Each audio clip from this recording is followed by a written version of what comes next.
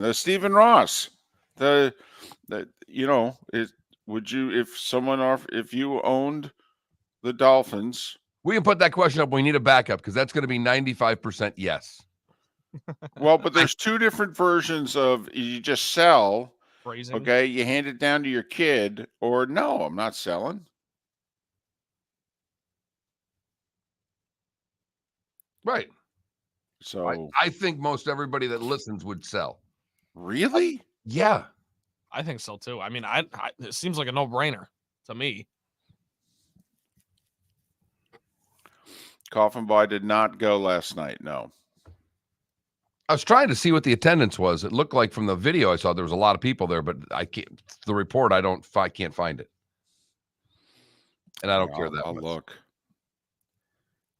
Yeah, the Blades have just ripped the soul out of that organization.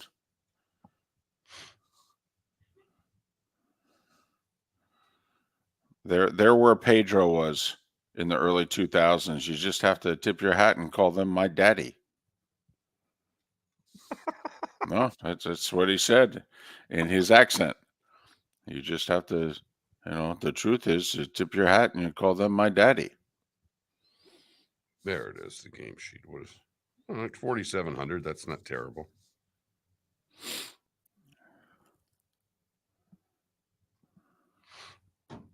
It's a 15,000 seat arena, but they don't sell the upper deck unless, situation warrants it.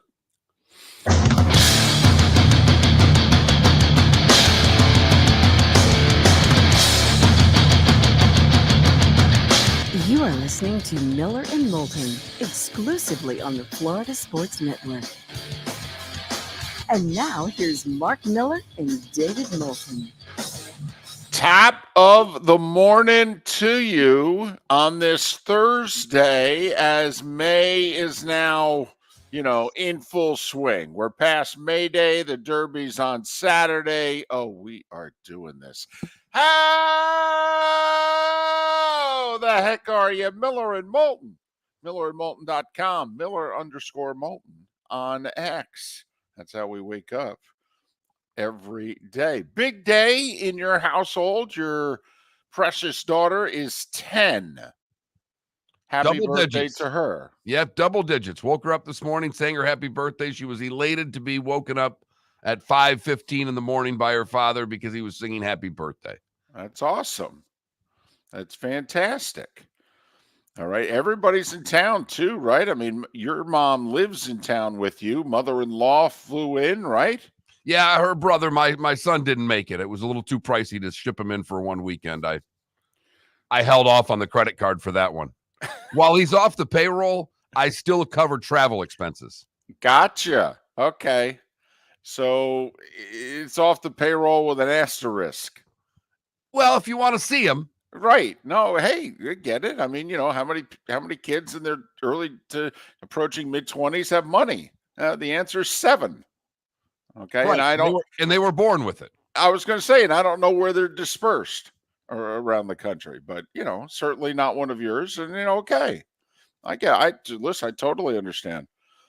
All right. It's how my in-laws and my mom used to see their grandchild. We were in Fargo. Okay. And it was like, well, we can pay the bills, but oh wait, you want us to travel? And they're like, oh, we'll pay for the travel. Well, then we're coming. Okay. So 10. Yes, fired up 10. Is that a biggie? It seems to be double digits. I mean, it is. I mean, I know it's noteworthy because, we're going into double digits now, but I would think teens. I would think 13 is big. With girls, 16 is really big. I think 10's really big for. 10 is huge. I mean, based on not just my daughter, her friends, 10 has been a very big deal among the fourth grade crowd, David. Trent, quote, why is 10 huge? Because when you're growing up, that's the first birthday that actually feels like a real milestone. Does that make sense? Yeah, like, totally. When you turn 1, you don't know what's going on. When you turn 5, even, you don't know what's going on. When you turn 10, You're double digits. It's a big one. I'm with Trent. From a memory standpoint, you're full on. Is this like getting a second contract in the NFL? Is that what 10 That's is? exactly what 10 is. You know, because obviously, I mean, every kid's a first round pick, right? Right. Obviously. And they all get No, come on now. The fifth-year extension. Right. I mean, you can't, listen, once again, Mark and I wouldn't know, we're only children. We just assume every child's a first round pick. Now, there are some parents that probably look at some of their kids and go, I don't know. He was a compensatory pick. But you deal with that with your therapist much later on. I mean, we're going with the premise that every kid is a first round pick, right? You know what, David? The more I think about that statement, as an only child, you're damn right. Right. We were first round picks. Right. Quarterbacks, as a matter of fact, is the way I look at it. Yeah, absolutely. Now, some of us are going to be Zach Wilson and some of us are, going to be John Elway. But, that's okay. That's on us. Although, when we meet with our therapists, we blame it on others. So anyway, back to first round picks. So turning 10 is like you're getting that second contract. Trent, is that a good analogy? Yeah, I think it's really solid. See, the reason we can ask Trent is because Trent turned 10 not that long ago. Okay. You and I could barely remember 10. I mean, in fact, we both turned 10 in the 70s. Right. So, Trent, he doesn't have to reach that far back. No. Not too bad. We have our days, but, for the most part, I can remember 10. I would hope so. It was during Obama's first term. I mean, that's not reaching that far back. That's why I'm deferring to Trent here. Normally, we're the authorities on the show, okay, and he's the side dish. But on this particular issue, he's the main course. Yes. There's no doubt. He's a main scholar. Course. Exactly. Well, also, you guys are only children, however you want to phrase that. So you hit the nail on the head when you said you are first round picks. Trent. As quarterbacks. Trent, do you feel like a first round pick? I feel like a lottery pick in the NBA. That's how I feel. Okay. In a good way. I mean that in a good way. I'm just saying. Well, I would hope so. I mean, it's tough to do better in a lottery pick in the NBA, right? Because today's actually National Brothers and Sisters Day. Is it really? So I would, I almost wonder, out of your brothers, you're an NBA lottery pick. Your older brother is the first overall, and your younger brother is what? A compensatory third round pick? No. I would say this. My big brother is more like the Andrew Luck can't miss. Little brother is more like the let's take a swing Baker Mayfield. And then I'm the NBA pick. So, Trent, what you're trying to say is some drafts are better than others? Yeah, I guess so. Mark and I are looking at one another like, thank goodness we don't have to deal with this. Well, happy birthday to your daughter. Thank you. Boy, we've touched upon a lot of things there. Right. The therapists stay on high alert today. Miller and Moulton are ready. National Brother and Sister Day. I don't know if we should make that too public. Might bring up too many issues. We try to create a good vibe in the morning. We actually, even though we're very snarky, we want the show to be far more positive and have you feel good. What draft pick were you? What draft pick were your brothers and sisters? That's what I want to know today. And also, is the text line. I don't care about much else, David. I mean, Trent just said that his older brother was Andrew Luck. Can't miss. The younger brother, Baker Mayfield, taking a swing. And he was nice to say Baker. He could have said Zach Wilson. I mean, there's a lot of people who can throw it in there. Right. For that quarterback. He stayed with, they're both first overall picks. Okay, yes. Baker went number 1. Andrew Luck went number 1. It's just that obviously we think differently of certain drafts. That's why I asked. I love the fact he said I feel like a lottery pick because remember, what do we got? Like 14 lottery picks? Yes, you do. So, you can be a lottery pick, but you can be the 11th pick of the draft. Okay, and most people wonder, is that guy really going to make it? Yeah, lottery pick can be Wemby. We don't think he's going to miss. There's also to hit Trent right between the eyes. There's also Darko. Yes, there is. I had a Darko jersey, by the way. That's unbelievable. No. The reason that's unbelievable is because Darko was drafted and you were 3. Right. So this was at the age where I didn't have a choice. My dad bought it for me. How could he do that? When did Darko ever do anything, that was worth purchasing a jersey for? Right after he was drafted, believe it or not, 2nd overall, there was a lot of buzz. So, well, the Pistons were really good then. I get it. No. You never think your team's going to screw it up. Oh, we got the big man. That's the only thing we needed. Now we're going to go on a run. Yeah. Right. You passed on Melo, Wade, and Bosh. Right. Right. And then half a season later, let's just trade for Rasheed Wallace. That'll compensate. But there you go. I don't know. Everyone wins the draft, right? Well, everyone except the Falcons. That was the determination, right, Mark? That's right. I got to tell you, and I know you monitor the Twitch chat room, so I don't like to step on your toes here, but Jay Paul, who said I was adopted, so traded in the first round, that's outstanding. And Arch says I was Mr. Irrelevant. That is really some self-deprecation out of our Twitch chat room early this morning. They have their own snark. Come on. 10 in the morning. You know what, Arch? Maybe you were Mr. Irrelevant, but you know who you turned out to be? Brock Purdy, baby. That's how you got to look at it. I think we touched upon something. We need to move off it. Otherwise, this show could just go right down a certain road. We may get so far away from the interstate that I don't even know what directions if we could find our way back. Miller and Moulton. They played sports last night. It was fairly entertaining. Back to you in the studio. Unless you were watching basketball. Yeah, that's true. Come to think of it. Wow. Because the Heat season ended. Well, the Celtics were nice to put them out of their misery. I mean, come on. Yes. I mean, they showed up at a gunfight with knives. I mean, Boston did what they should have done. And while it'd been no problem last night, Luka got it going in the second half, and Dallas just destroyed the Clippers. Yes, and now they're in a position to advance. And I will say, second round of the playoffs for both hoop and hockey look as if they could be spectacular. The matchups. Let me ask you this. We're both hockey guys.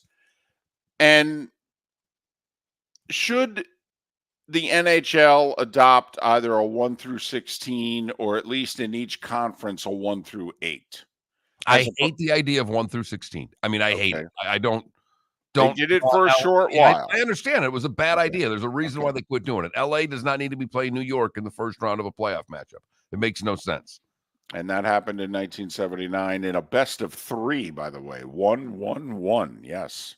I like the division playoffs, but I seem to be vastly in the minority among hockey fans who really want to see 1-8 come back.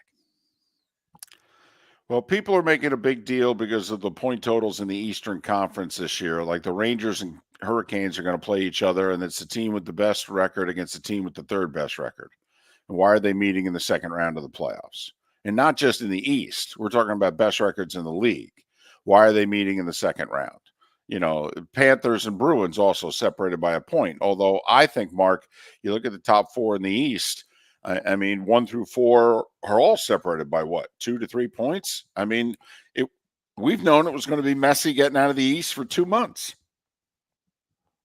So I'm with you. I think people are kind of just losing their minds. And for the most part, I mean, you got to beat these teams to win the cup. So does it matter when you play them?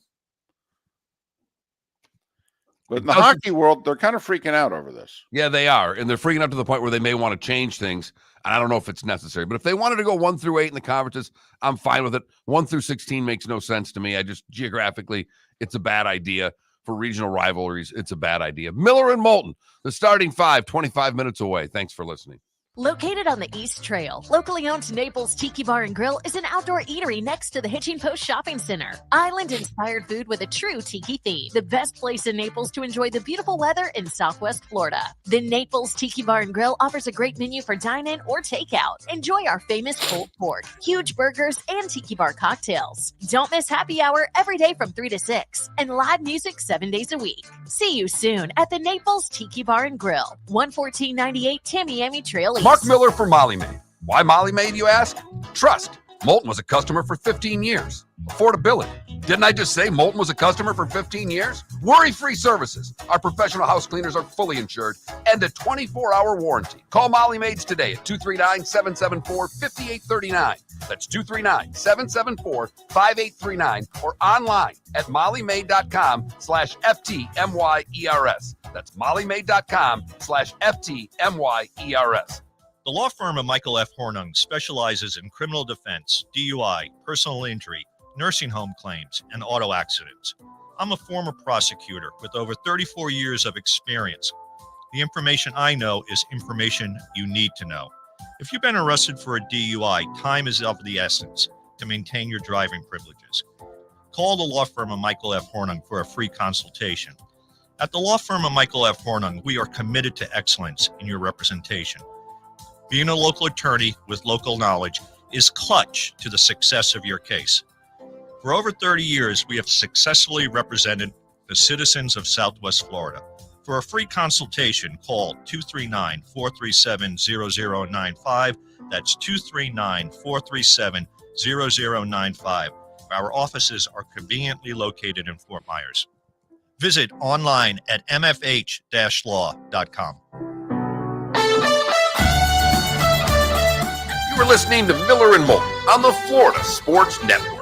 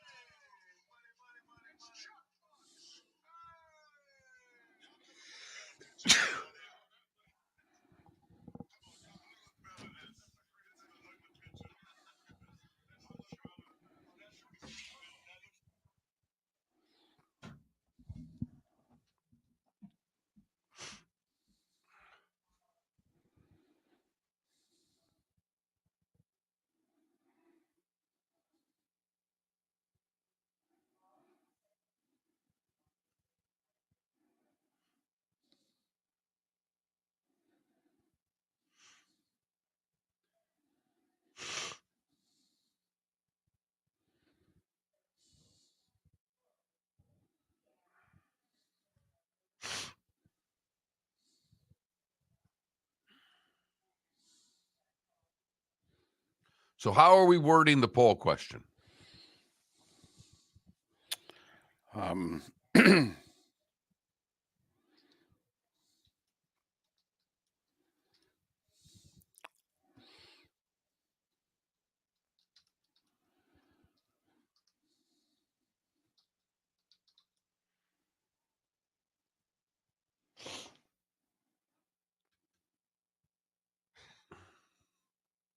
See, my thoughts are, and I don't know if there's only two choices, but my thoughts are not interested. B, going to pass it on to my daughter. Okay, because that's, or pass it on to my kids because he has a daughter. C, deal done. I don't know.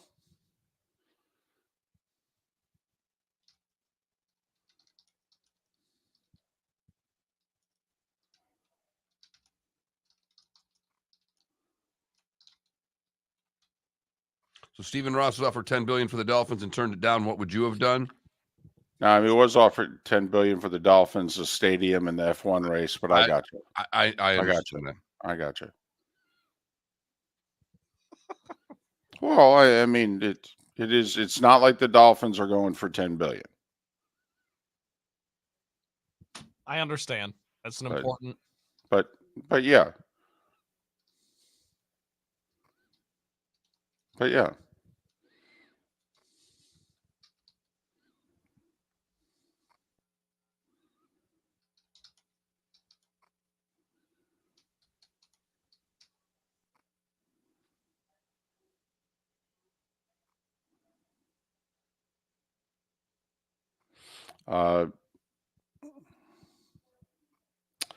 EB Hill, I don't know what you're talking about. Bonus hour lead-in drums?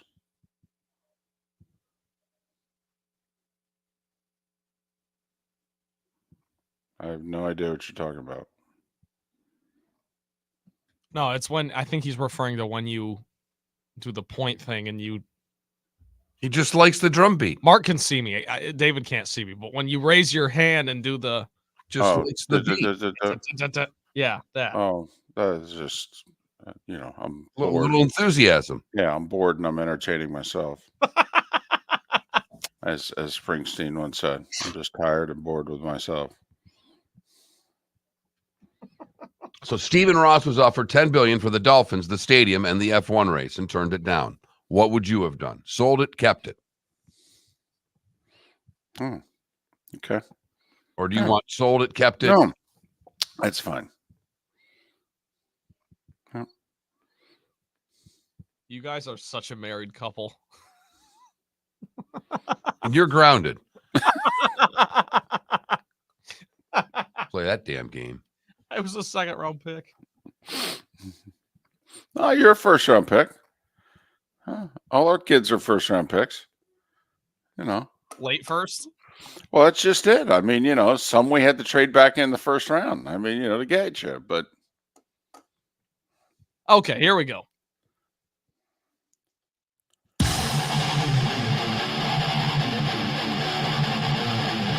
You're listening to Miller and Moulton, exclusively on the Florida Sports Network.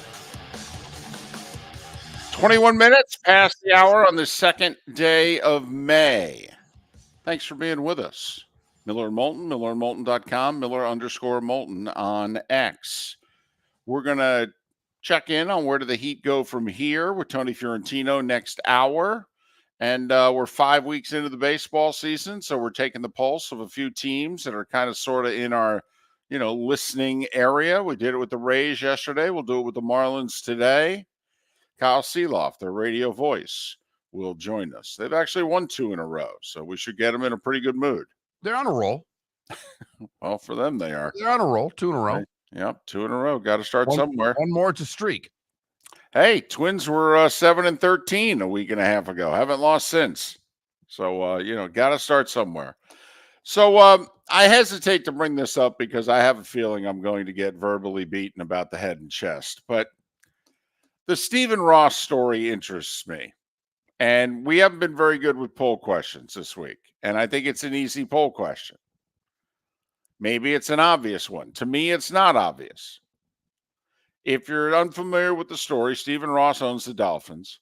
He also owns the stadium they play in. He owns the F1 race that races in the parking lot of the stadium that he owns, blah, blah, blah. He was offered $10 billion. Billion. For controlling interest of the team. I don't even know it was 100% ownership of the team. But it was a lot. Remember, the Dolphins got that, the Williams sisters own like 0.2 and, the Estevez's own like 0.3. And so anyway, the team, the stadium, the F1 race, $10 billion. Right. He said, no, I'm good. Going to pass it down to my daughter. And this is a conversation that I don't think we're qualified to really have because who is? When you have that much money that you can turn down $10 billion, then you're in a whole nother stratosphere that I will never be able to comprehend and won't even want to try to comprehend. Because the only answer to that question is sold. No, it's not. Sold. I know. Sold. I completely Sold. disagree. I completely disagree. Oh, of course you do. No, I'm serious.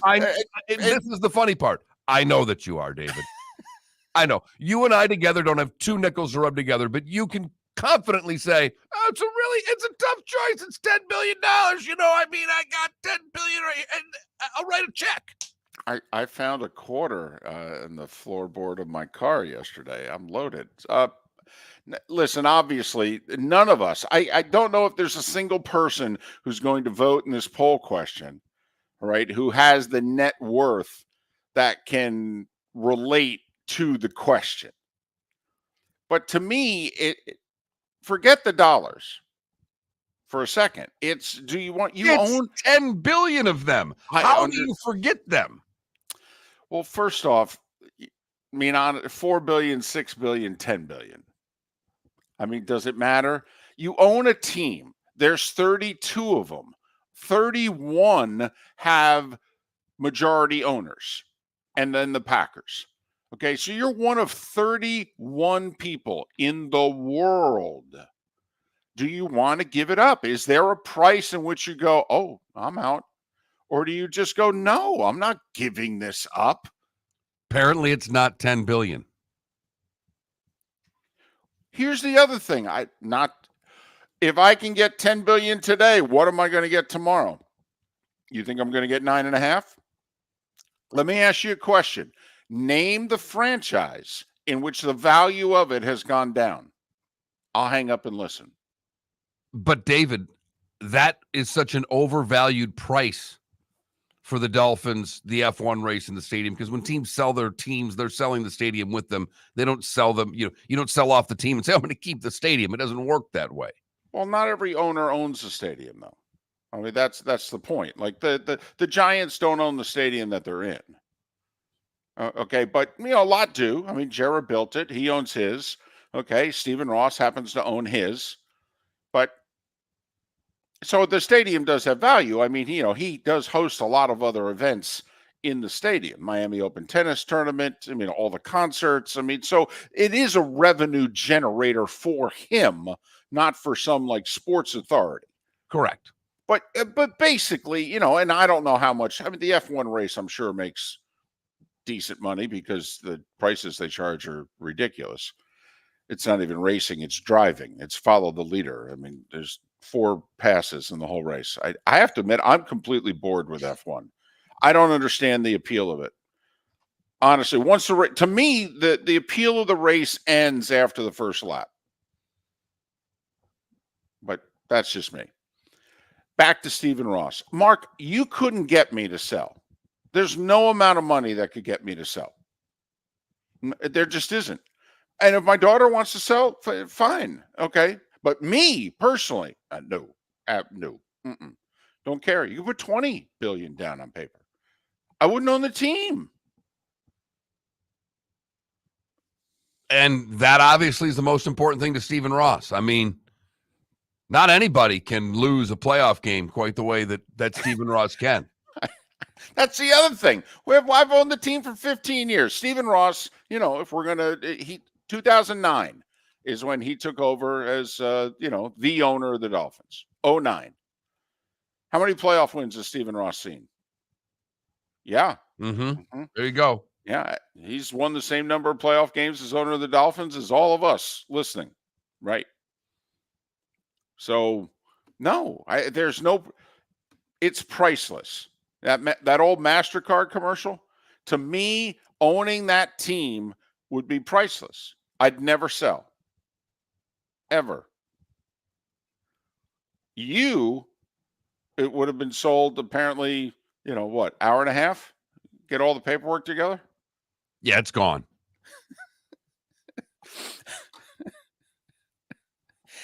You don't even sound like you're interested in a suite going forward. Like you don't even sound like you want a good parking spot. And no, I'll go to the games in Ann Arbor where I actually enjoy football. Oh, you're being Stephen Ross now. Yes. Okay, gotcha. But see, you've already won your national title. You donated all that money. You got a building named after you. Besides, Harbaugh went to the Chargers. Use that $10 billion for NIL. We're not going to take a step back. I can control one team a lot better than I control the one I own. So is that why you're going to sell? You're going to be like, I'm selling and I'm buying a college football team first because No I one's got going to tell me that the University of Michigan's NIL department is lacking after today. because I got a cap in the NFL I got to live with. We ain't going to have no cap in Ann Arbor. Damn right. Zingerman's for everybody. I watched what Ryan Day spent this offseason. I said, I got to sell the Dolphins to compete. So, in all seriousness, you would sell. Yes. Okay. I know 10 billion. It sounds like an absurd question to go, would you actually sell? But remember, you own an NFL team. There's 31 of you in the world, and some guy who gets to sit in from the meetings wearing a cheese head. That's it. Which is absurd, by the way. Stop it. Stop, Stop it. stop what? It's amazing. It's actually an awesome story. Okay, that a city that size and that the NFL, and as huge as they got, actually embraced everything having to do I'm with not Green denying Bay that. I'm not instead denying of that. wiping it off the map. I just think it's absurd. It doesn't make sense. It's great. It's good and jealous. fun. He's Doesn't make jealous. You know, He's I thought so nervous about I know. Anytime a divisional team comes up, I know. it He makes gets- him Listen, nervous David, he gets the because- shakes. he really does. I have Because- like 10 friends that have a quote unquote minority stake in the pack. Right. And I'm like, what are you guys doing? Right. And it's meaningless. It's a piece of paper. It's on the wall. It's Yes. kind of like a diploma. But you know. No. Oh. Too soon? No, not at all. Too soon? No. Miller and Moulton taking everyone to school. What would you rather have, that diploma on the wall or Green Bay Packers stock? It might be our second poll. There you go. Now that's a poll question. The starting five is next on Miller and Moulton. Visit Jason and Todd at the Diamond District. Hi, I'm Jason. And I'm Todd with the Diamond District. I believe in complete transparency. If you're shopping for diamonds in Naples, you're paying too much. If you're shopping in the Cape or Fort Myers, you also won't see the selection you deserve to have. If you're online, there's no human connection, and you won't know if your diamond is beautiful or not until it shows up in the mail. Just because it's GI certified doesn't mean it's brilliant. There's so much more to a diamond than its cut, color, and clarity that makes it beautiful.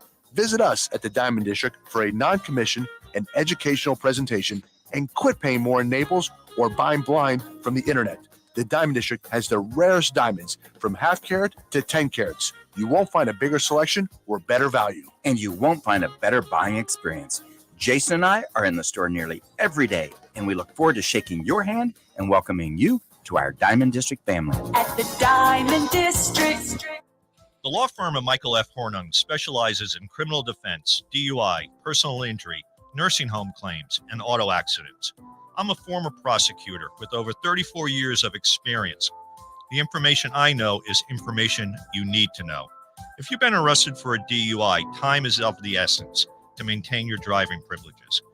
Call the law firm of Michael F. Hornung for a free consultation. At the law firm of Michael F. Hornung, we are committed to excellence in your representation.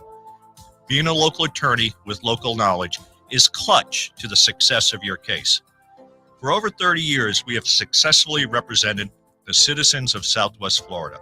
For a free consultation, call 239-437-0095. That's 239-437-0095. Our offices are conveniently located in Fort Myers. Visit online at mfh-law.com. You are listening to Miller and Moulton on the Florida Sports Network.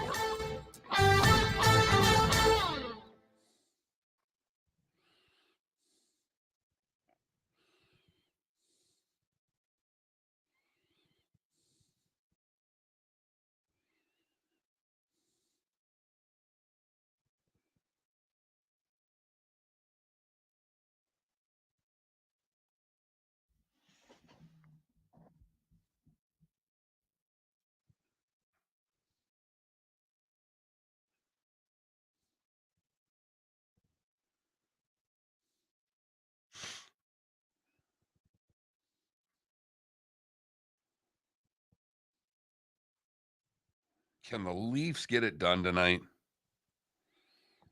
Lost 6 in a row at home. Yeah, and Boston's lost, 4 consecutive closeout games, right? Yes. I will be rooting like hell for the Leafs. I will be too. I want a game 7.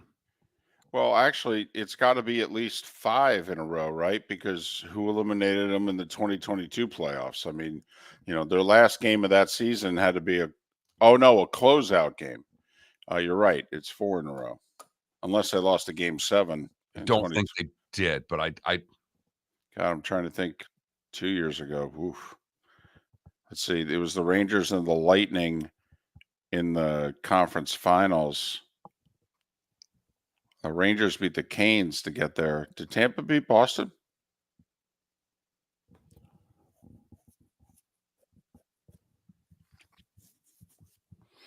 They beat them in 7, though. I know that. So yeah, 4 closeout games in a row. By the way, 3 of them in overtime, because they lost 5 and 7 in overtime to Florida last year.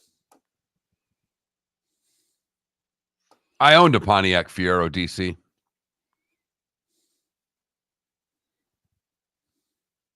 A Pontiac what? Pontiac Fiero was a bad sports car of the late 80s. I just looked it up. I love it. I would drive that today. You've seen my car. I'd drive that instead of my car.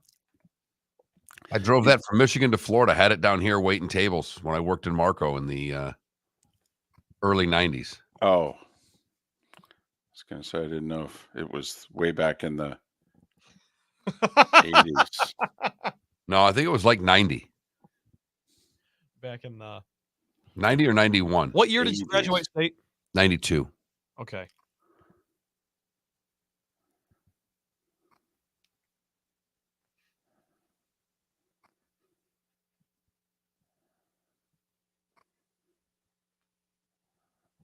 David, did you shave this morning?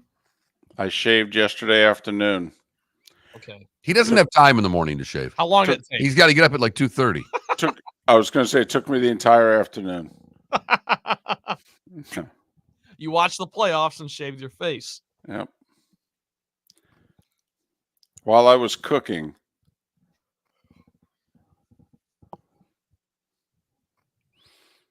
I did have a conversation with myself yesterday, Mark. I was thinking about you because I was actually, quote, cooking something for our granddaughter.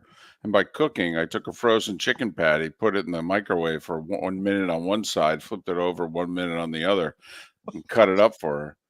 Okay.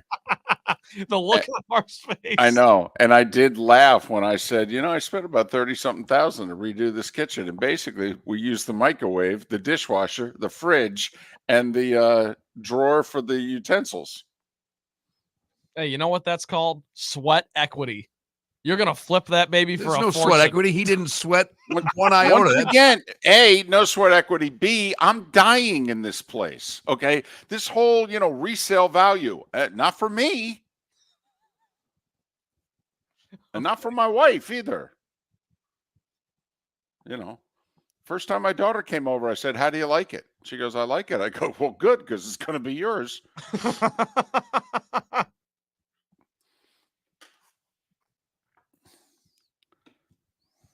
Right. Kilos to opening Pop-Tarts. It's not cooking.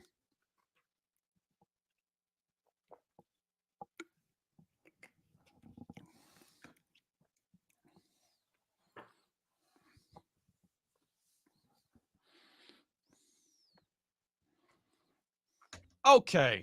Here we go. 3, 2, 1.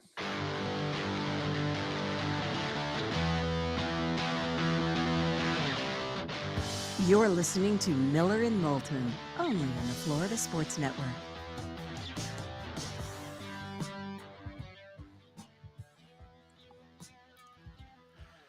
"22 minutes before the hour. Tony Fiorentino will join us 1 hour from now. Longtime Heat broadcaster, coach. Talk about their future going forward. Time to blow it up, and if so, how? Kyle Sielaff in a couple hours. Marlins are 5 weeks into the season. Is the season already toast, cooked, done? Start selling off players for parts. Talk to Kyle. He's got a mighty nooner today, by the way, and then he's going on the road. So he might be driving to the ballpark when he talks to us. That's to get him to do it on a nooner game day. That's strong. I agree. It shows what a good dude he is. So hey, we've had 4 shows this week, and this will be our second poll question. So that lets you know how the week's going for Miller and Moulton. And Stephen Ross, he turned down $10 billion for the Dolphins and the stadium they play in, and that little race that he has. That's coming up this month, right? This weekend. Isn't it Mother's Day weekend? No, I thought they moved it to this weekend. I mean, that's what the ads have been saying. The fact that we don't really know kind of answers the question. Well, yeah, and I was fired up for it the first year of the race. It's Sunday. It's this Sunday. Yeah. Huh. I'll be damned. So, yeah, the stadium, the team that plays in it, and the race that runs around the parking lot. He was offered $10 billion for it. He said, "No, I'm good." And so we asked you, what would you do? Would you go, "No, I ain't selling this. It's an NFL team. I'm not giving this up. I'll let my daughter decide." Or would you go, "Sold"? People did enjoy, Mark, that every time I was trying to make a point, you just kept saying "sold." They want you to keep doing that the whole show. It was good. Every time I go, "Yeah, but you know," and it sold. Right. Yeah, but you only get Sold. Right. 10 billion. Right. I mean, come on. Stephen Ross, he could spend $2 billion a year. Because he's only got 5-8 years left. Come on now. That's one way to look at it. I mean, but yeah, he's like 83. Yeah. That's a great point, Mark. I'm not being a dink. That's a lot of money. Keep owning the team. Deal with everything that has to, passing it down and everything. Sell it. Be done. Why? First off, he wants to win a Super Bowl. Hell, he wants to win a playoff game. You got your daughter. You just hand it down to your daughter. If you don't want it, sell it. You get the money. You could hand her 10 billion. Yeah, but see, my thought is that if you're being offered that today, what are you going to be offered a year from now? I mean, seriously. But I think Mark's point is, are you going to make it a year? And I'm not trying to be. I know. Dink. I think the word of the day is dink. Mark said dink. We'll go with dink. When you're 83, that has to come into play. You know what I mean? Yes, I do. Trent, I'm 58. It's in play. So, yes. Okay. I definitely think at 83, if I make it to 83, it'll be in play. Okay. It'll be with like the morning bagel. Okay. What do we have on the table today? Well, bagel death. Right. No, it'll be in play. It might as well have its own salt shaker. Right. Might as well just be staring me in the face. It'll be in play. Mm-hmm. But surprisingly early voting, David, there are many out there that, like you, would keep the team.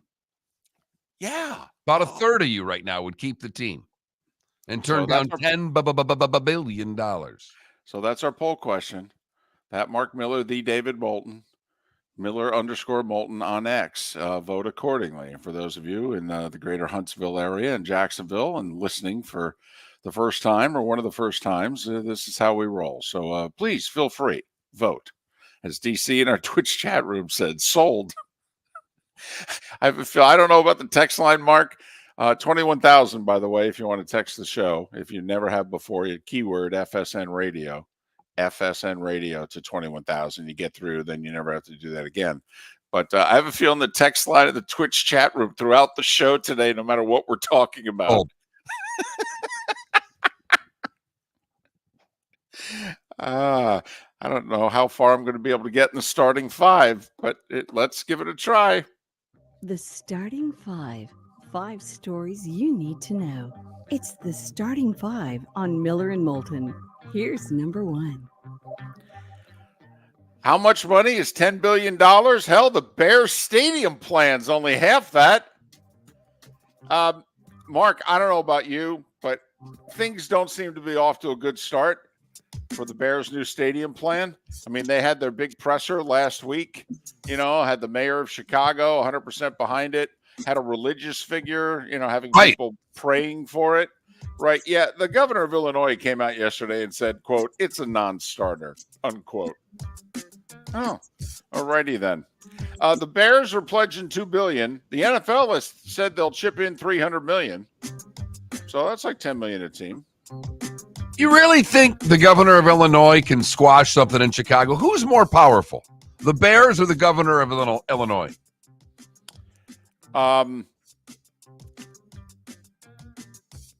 Does it depend on how successful Caleb Williams is? That if he turns out to be C.J. Stroud, that the Bears have hand, but if he turns out to be Mitch Trubisky, it's the governor of Illinois. Governor of Illinois. Quiet down. We're talking about the Bears here. Apparently $1.5 billion for infrastructure. All right. Some are saying that the Bears may have to revisit that whole 326 acres, 30 miles northwest of Soldier Field in Arlington Heights, the racetrack. Remember, they paid $200 billion for the land. And now I guess their plan now is they want the downtown thing, and then they'll just sell that land. Oh, okay. Reports are that the Chiefs expect wide receiver Rashee Rice to be suspended for at least half the season by the NFL for the drag racing incident. I know. I'm a little surprised. Half the season? That's what that's what the reports were yesterday, that the Chiefs think that the league is really going to come down hard on Rashee Rice, off the field behavior, if you will. The reason that I'm a little surprised, if that report turns out to be accurate, that's really what the NFL's thinking, 8 to 10 games, is no one died. I'm not trying to minimize it, but if his drag racing had led to deaths in the incident, then, I get it. But I mean, the Chiefs apparently are anticipating almost a Deshaun Watson type penalty. And Kirby Smart's going, drag racing, 8 games. We don't even make him do sprints for that at Georgia. Too soon or no? No. Okay. NBA, Celtics put the Heat out of their misery. They led by 18 after 1, and they won by 34. 118-84. They won the series in 5. Boston awaits the winner of Cleveland-Orlando in the second round. Meanwhile, Dallas went to L.A., beat the Clippers by 30. They led by 10 at the half, by 20 after 3. Luka had not been playing well in the series. He actually came out before the game and said, "I feel as if I'm letting Kyrie down." Yeah, he had 35 in like 3 quarters. He was pretty good. Mavs lead 3-2. They can wrap up the series at home. Tonight, 2 playoff games. The Knicks on the road and the Pacers at home both have a chance to win the series in 6. Philly, a 3.5-point home favorite. Pacers, 8.5-point home favorite. Now, that's Vegas saying we don't expect Lillard and Giannis to play. There were reports after Game 5 that one or both of them might actually play in Game 6. Do you take the points right now as a flyer, and then if one of them shows up tonight, you feel pretty good about the 8.5? No? That's not a bad idea. Because obviously, if word gets out that one of them's playing, that number will get cut in half. For sure. Instantly, David. You're right. NHL, Dallas. Finally, somebody in this series won a home game. 3-2 over Vegas. They lead the series 3-2. Stars with 2 power play goals in the win. Draisaitl with 2 goals. Edmonton held off the Kings 4-3. They win the series in 5. They await the winner of Vancouver and Nashville to get out of that division. Game 6 tonight. And they're Toronto. the only people on earth waiting for the end of that series, David. Well, at least, yes. That is a good point. Although, Mark, if you can get Edmonton, Vancouver, it's 2 Canadian teams. That means one of them will get to the conference finals. You know how the country feels. I mean, they haven't had a team win the cup since 93. They're dying for. They don't care which franchise win. They don't care. Edmonton, Vancouver, Toronto. They really don't care. They just want one of their own to hoist Lord Stanley. Toronto hasn't done that since 67. They're trying to avoid elimination tonight. So, Mark, what gives? Boston has lost their last 4 times that they could put a team away, going back to losing the 3-1 series lead against Florida last year. But the Leafs have lost 6 straight home playoff games. So what gives tonight? I think the Leafs are forcing a game 7. Wow. I'll take Boston. Baseball. Rays lost to Milwaukee 7-1. Willie Adames with 2 homers, 4 RBIs for the Brewers. Turns out Freddie Peralta got suspended 5 games. Abner Uribe, who was the reliever for the Brewers, who started the brawl, he got 6 games. Jose Siri got 3 games. He appealed. They immediately knocked it down to 2, and he started it yesterday. And Milwaukee manager Pat Murphy got a 2-game suspension. One for, they blame him for Peralta hitting Siri in the thigh. He got a game for that, and then he got a game for arguing with the umpires. I think it's ridiculous. Ridiculous, David. Marlins saw 24-year-old Rodri Munoz win his first ever game. They beat Colorado 4-1. Cubs beat the Mets 1-0. They threw out the tying run, Pete Alonso at the plate to end the game in the bottom of the 9th.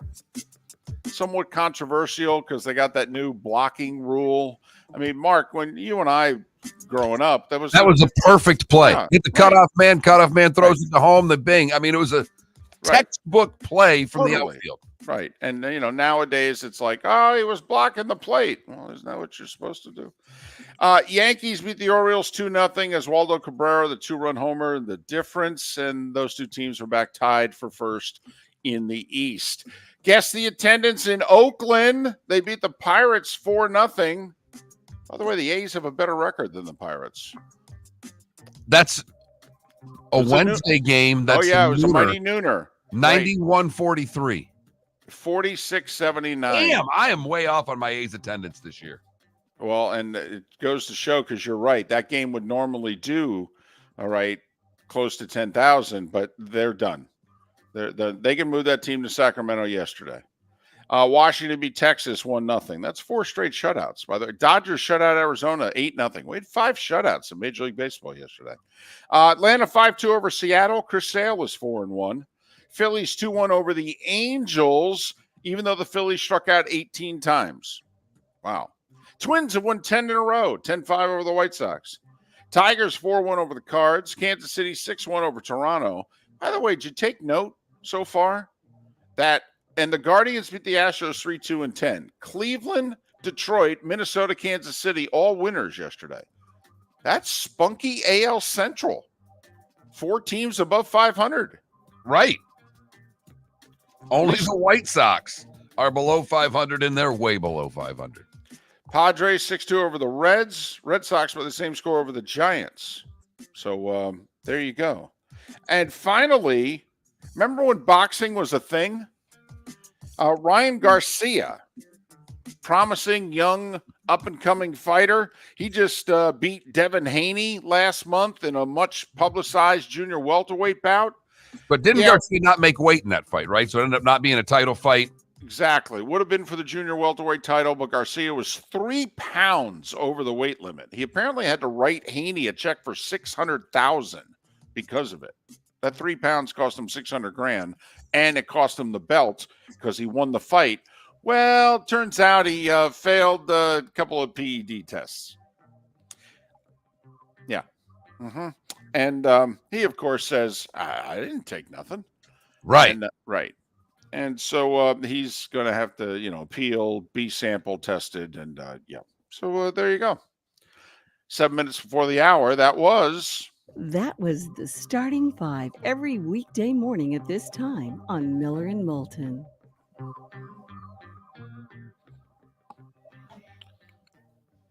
So there you go. A couple late night in the playoffs, only 2 games really, both hockey and hoop. We're getting near the end of the first round. And by the way, after a great night of hoops last night, or 2 nights ago, hoops was terrible. Last night, 2 blowouts. Tony Fiorentino to talk about one of those games next hour, and Kyle Sielaff to talk about the Marlins in the 8 o'clock hour. Thanks for listening, Miller and Moulton. Hello, friends and family of Southwest Florida. Are you looking to tap into the electric vehicle market? Well, look no further, because we here at Southwest Florida Golf Carts have just what you need. E-bikes, golf carts, LSVs, scooters, and more. Come down and talk with one of our experienced sales reps, have a soda and a smile, and you could be cruising the streets in your new EV today. Stop by the store or visit our website at flgolfcarts.com and enter for a chance to win $100 off your next purchase by answering John's monthly sports question. The law firm of Michael F. Hornung specializes in criminal defense, DUI, personal injury, nursing home claims, and auto accidents. I'm a former prosecutor with over 34 years of experience. The information I know is information you need to know. If you've been arrested for a DUI, time is of the essence to maintain your driving privileges.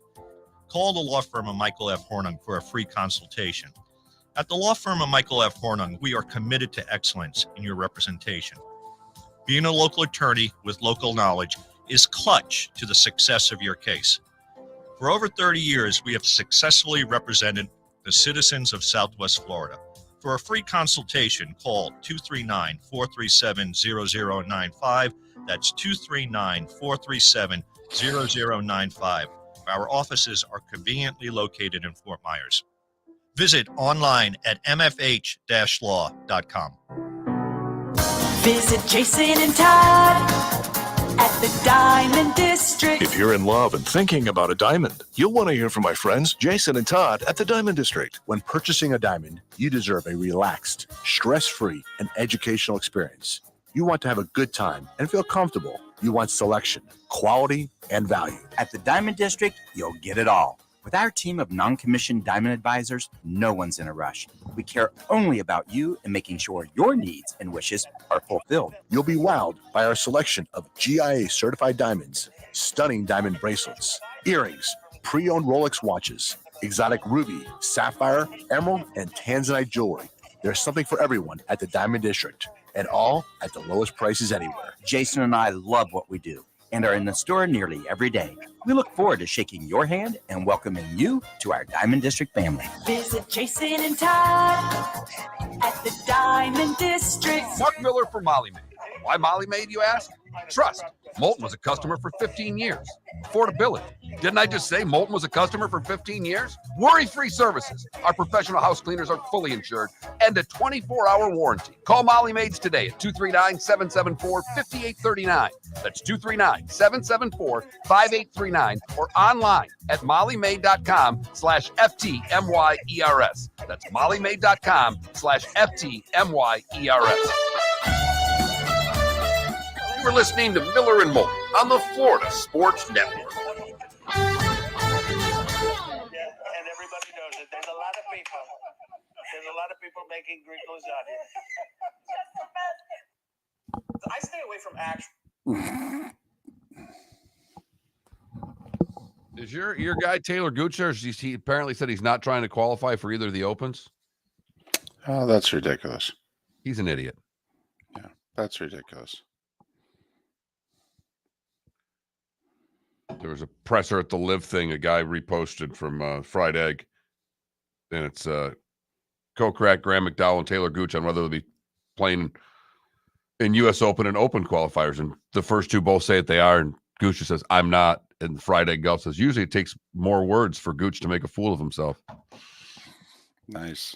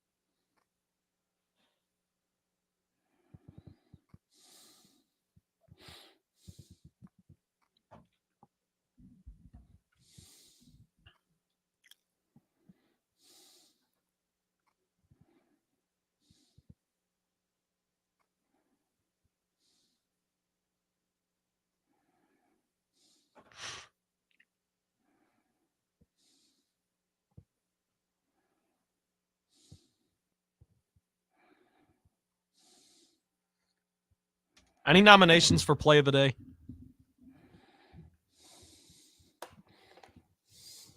The final play of the Cubs-Mets game. Yeah. Okay.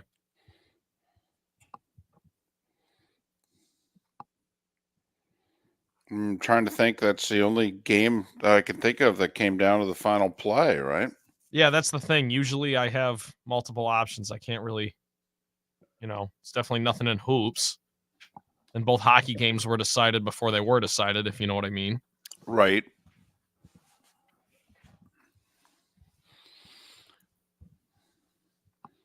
Yeah, but DC, you know, it's like a football team with an easy schedule and a football team with a hard one. You know, we just put our pant legs on one leg at a time and just play who they tell us to play.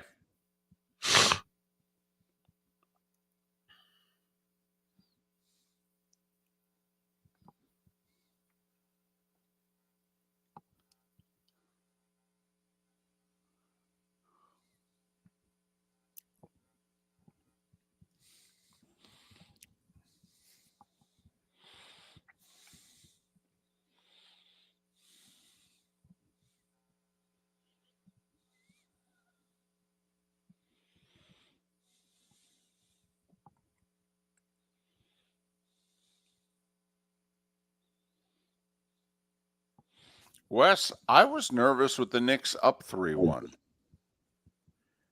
Apparently, I'm the only Knick fan that thinks they're doing this with smoke and mirrors. I mean, with their injuries, they're relying way too much on Jalen Brunson.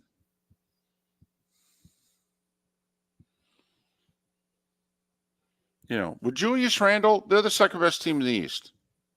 Without him, They're just one of the teams in the East, Here right? we go.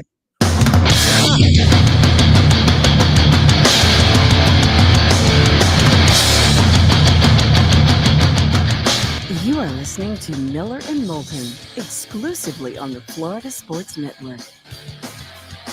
And now here's Mark Miller and David Moulton. Hour 2 of Miller and Moulton. Thanks so much for being with us on this first Thursday of May, but the second day of the month.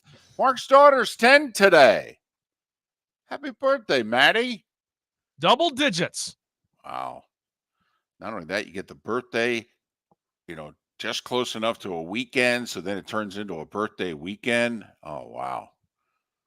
She's going to make out pretty well with all this. Oh, she's already made out well.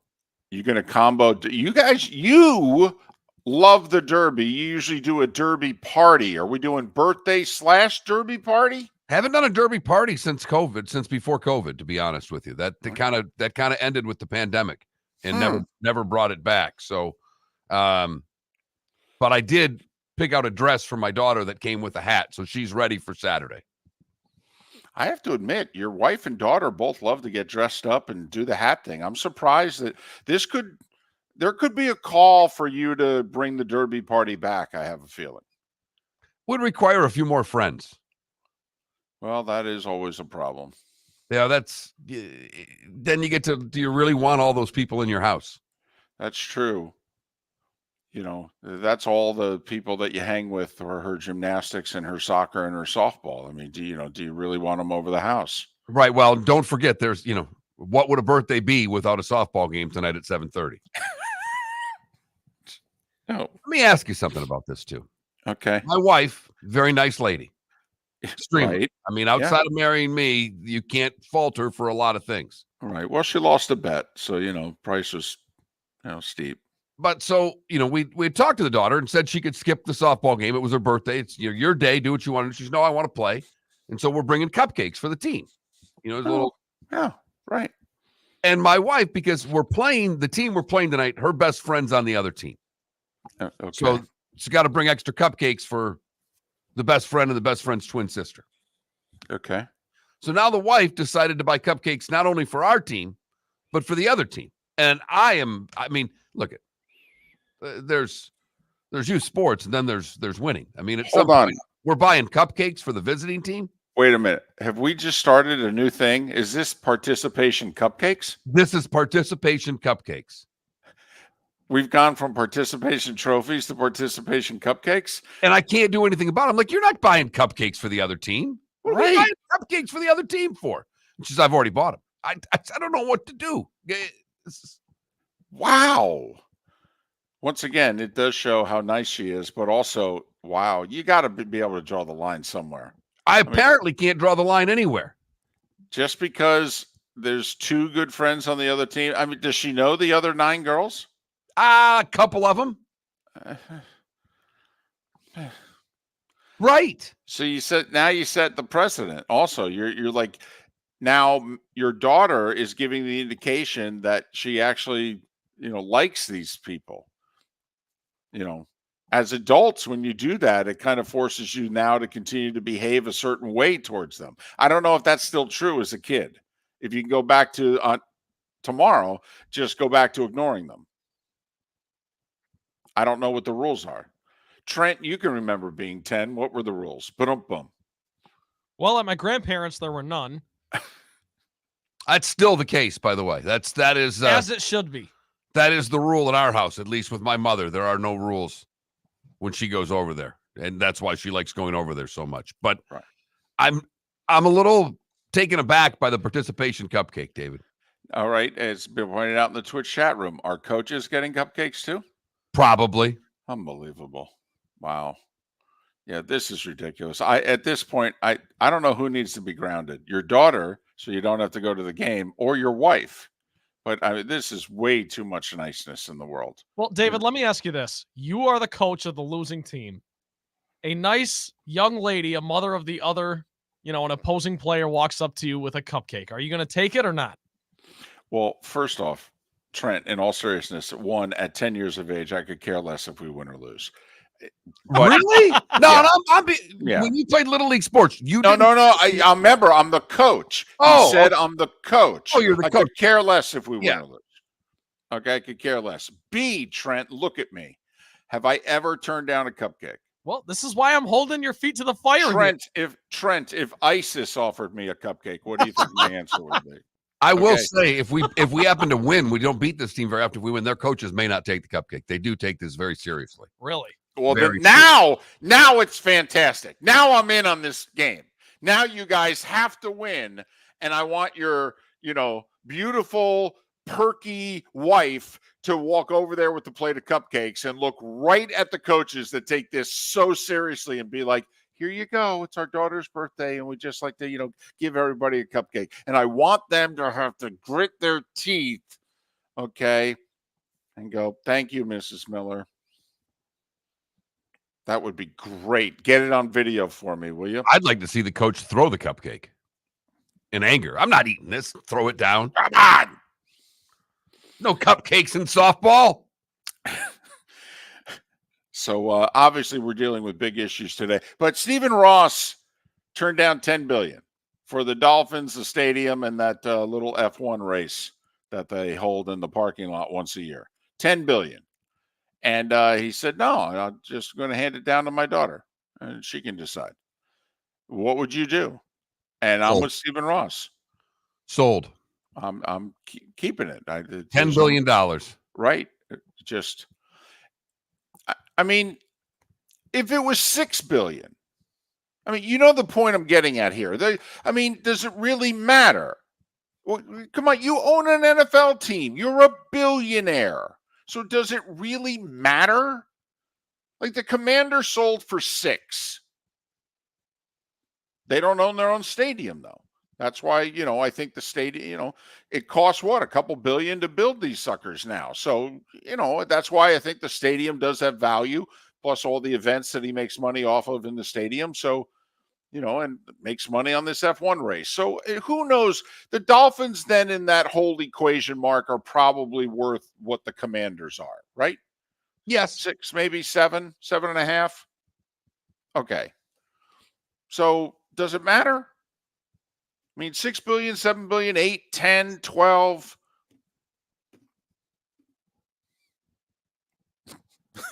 You've already unloaded this team. You're not even listening to me anymore. You're like, no, I've already sold the team. I was spending one of the $1 billion that I just had That's exactly what's going on here. I'm looking at Mark, and Mark's like, David, I sold the team 48 minutes ago.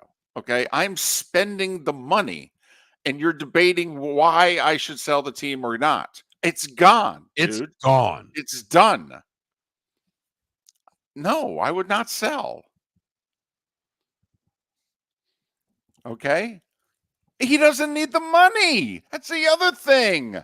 It's not like he's cash poor. Well, and that's what one of the texts saying. Keep it. More money doesn't matter to him. He's living like a king now. What's the difference? Of course, someone chiming in the cupcake says, I can hear Tanner from the Bad News Bears telling you what to do with that cupcake. You're damn right, sir. You are damn right.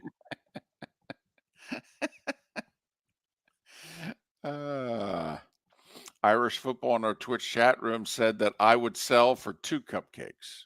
Yeah. 2 cupcakes. Wow. Does seem a lot more than 1. Another texter says, my father and I would never do that for the opposing team. I tell my soccer kids that practice are games and games are war. And that is who we have coaching youth sports in America. And the problem is we have so few people that are willing to do it. We're stuck with those that want to. Practice are games and games are war. Is that like the sign that the kids touch when they're Right. walking out? It's They're like kind of like champion Notre today. Dame. Right. Uh-huh. Mm-hmm. Yep. The games are a war. Touch the sign on your way out, kids. Hang that up under the tent to keep them shaded during the games. Yep. Oh, boy. So anyway, that Mark Miller, the David Moulton, Miller_Moulton on X is where you can go to vote in our poll question. If you were Stephen Ross, what would you have done? Sold it? Kept it? So what are you doing with the $10 billion? You've spent the last 50 minutes in your mind. You're spending it. Well, what are you doing with it? Are you purchasing stuff that's better than an NFL team and its stadium? David, I can't get over the 10 billion part. I'm buying everything. There's not anything. I might buy I might buy 5 teams.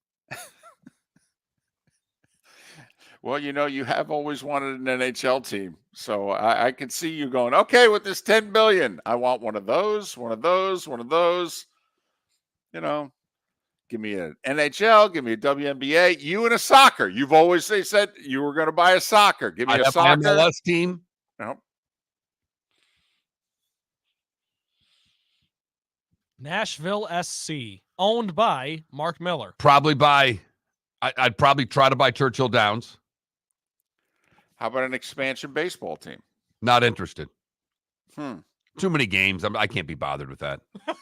You don't have to go. The more I think about it, you might be right, because the NFL ownership's the easiest one from a standpoint of I've only got to show up 17 times. Well, hell, you don't even have to go on the road. Would you go on the road if you owned the team? Yes. Would you do like Kraft, fly in on the private plane, land like 90 minutes before kickoff? 100%. Take my car service limo to the game. Probably get a police escort because you're an owner. You call up your fellow owner and say, hey, need a little help. And they'll go, okay, the same police escort we use for the team bus. We get them there 2 hours before the game. We'll peel back. We'll pick you up at the airport. We'll take you in. Okay, thanks. Appreciate it. I'll meet you down on the field. We'll shake hands. Make sure that picture gets on Fox and CBS at 1:00. Plan on leaving a little early so I can just get out a little early. Yeah, I would never sell. There's no price at that point. It's my team. It's my team. I just can't imagine buying a team and thinking of it as an investment, if you know what I mean. If I'm that rich that I can buy a team, major sports franchise, that's my toy. That's my golf. That's my hobby. You're also a fan. I don't think a lot of owners are really fans. They're more business people, right? No, that's a good point. Stephen Ross, don't think grew up a Dolphins fan. He grew up I in don't New think York. he's a Dolphins fan now. I mean, we know he's a Michigan fan. Miller and Moulton. Trent Bally and the play of the day coming up. Visit Jason and Todd at the Diamond District. When choosing something of high value and personal significance, such as a diamond, you want to shop with the best. And the mall is not the place to be. Here are my friends, Jason and Todd with the Diamond District. Take a stroll in the mall, pop into a few jewelry stores, and you'll soon discover you're in the wrong place. Rings begin to look all alike. You're not finding GIA certified diamonds. You quickly realize you know more than a salesperson helping you, and all the same financing gets pushed on you. Visit Jason and me, and you'll find America's top bridal designers dealing exclusively with the Diamond District. You'll find the largest selection of GIA certified diamonds, all priced 8 to 10% over cost. You'll find educated sales consultants who have many years' experience and are not paid commissions. And you'll find Todd and me in the store nearly every day, wanting to shake your hand and welcome you to our Diamond District family. Visit Jason and Todd at the Diamond District. Mark Miller for Molly Maid. Why Molly Maid, you ask? Trust. Moulton was a customer for 15 years. Affordability. Didn't I just say Moulton was a customer for 15 years? Worry-free services. Our professional house cleaners are fully insured and a 24-hour warranty. Call Molly Maids today at 239-774-5839. That's 239-774-5839 or online at mollymaid.com/FTMYERS. That's mollymaid.com/FTMYERS. The law firm of Michael F. Hornung has successfully represented the citizens of Southwest Florida for over 30 years. As a former prosecutor, the information I know is information you need to know. If you've been arrested for a DUI, a criminal matter, or involved in an auto accident, call the law firm of Michael F. Hornung. I'm a local attorney with local knowledge to assist you through the process. For a free consultation, call 239-437-0095. That's 239-437-0095. Offices in Fort Worth. You are listening to Miller and Moulton on the Florida Sports Network.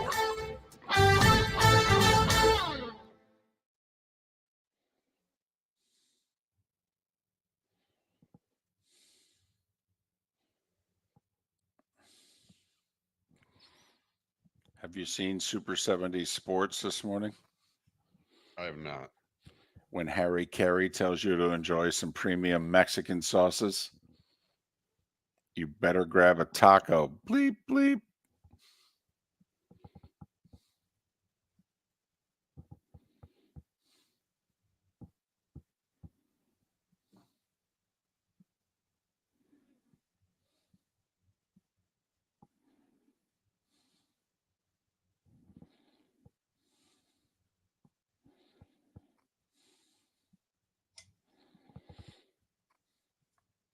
Have you seen the video the Bucks sent out?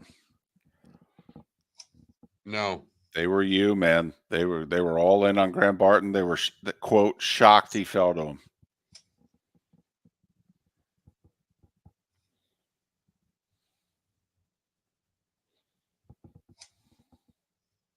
Jeez.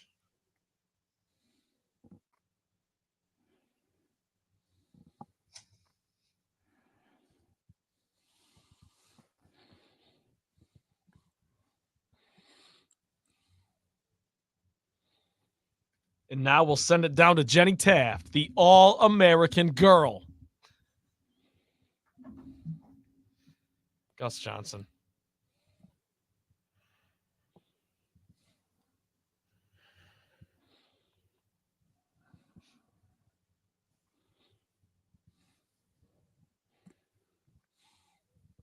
Yeah, Irish football. I think you're right. I think Joker is. Doesn't he own some like real racehorses or no? Is it just kind of Who's that? I'm sorry. Who? Jokic. Yeah, I think they're over there though. Okay. Because I've been seeing, it must have been jokes. Because I've been seeing that he's got horses that are going to be in the Derby and the Belmont and Preakness. Do you have a favorite race, by the way, of those three? Oh, it's not close. It's the Derby. Derby.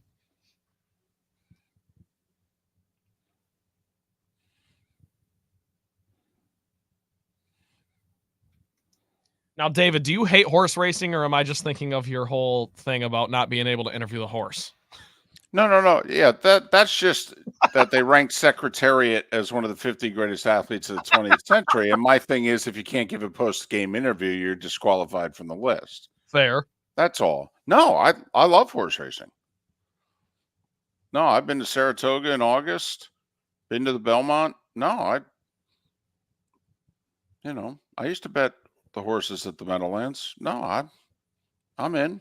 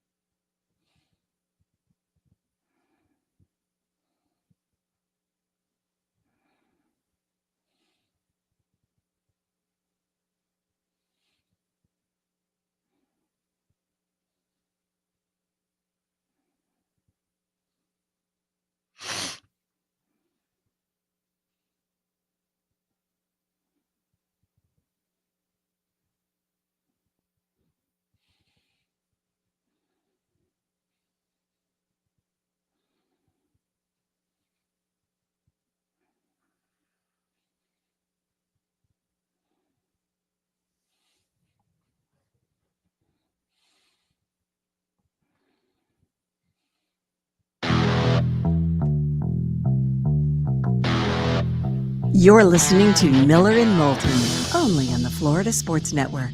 And now, here's Mark Miller and David Moulton. 21 minutes past the hour.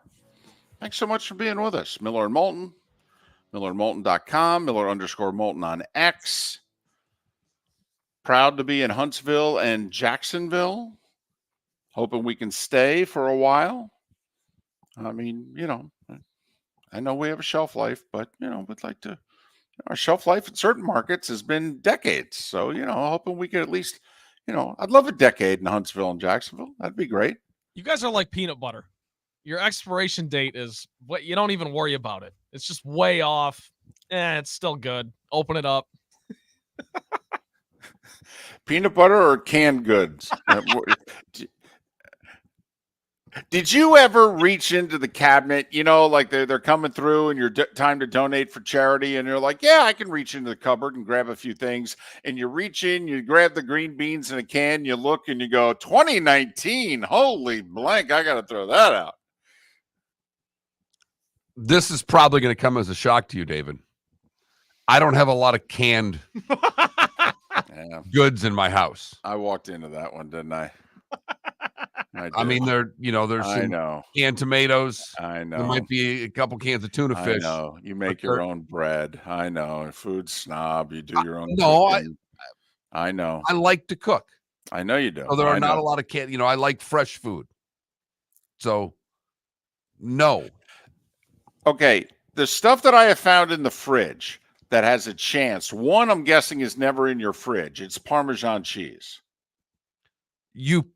Well, of course I have Parmesan cheese. Well, but not the green can. No, not the green top. can. That's the the kind that you take, and you take the cheese grater out and you grade the Parmesan.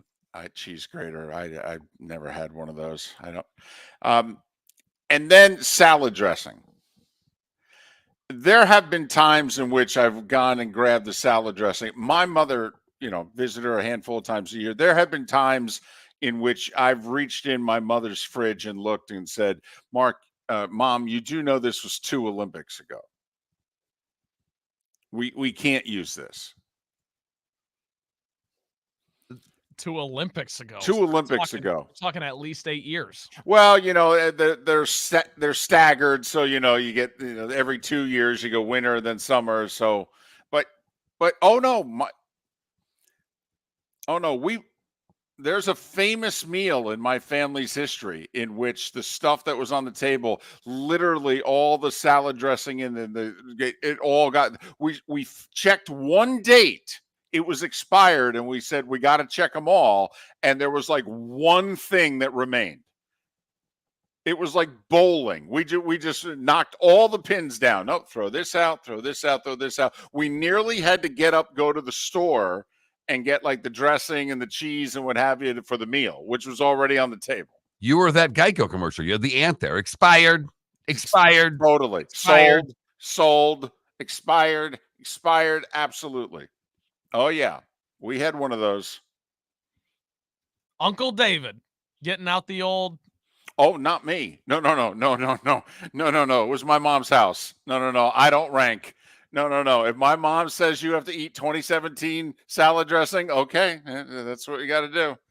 I'll deal with it tonight. Yep. And it only gets worse if this took place in 1975. But so David was 9 years old, and everyone knows that David's mom hates 9-year-olds. Hates 9-year-olds. So that's why, my mom, she probably wants to send your daughter a birthday gift because she's 10. Just don't make it a cupcake, whatever you do. We've got enough of those. Boy, do we ever. All right.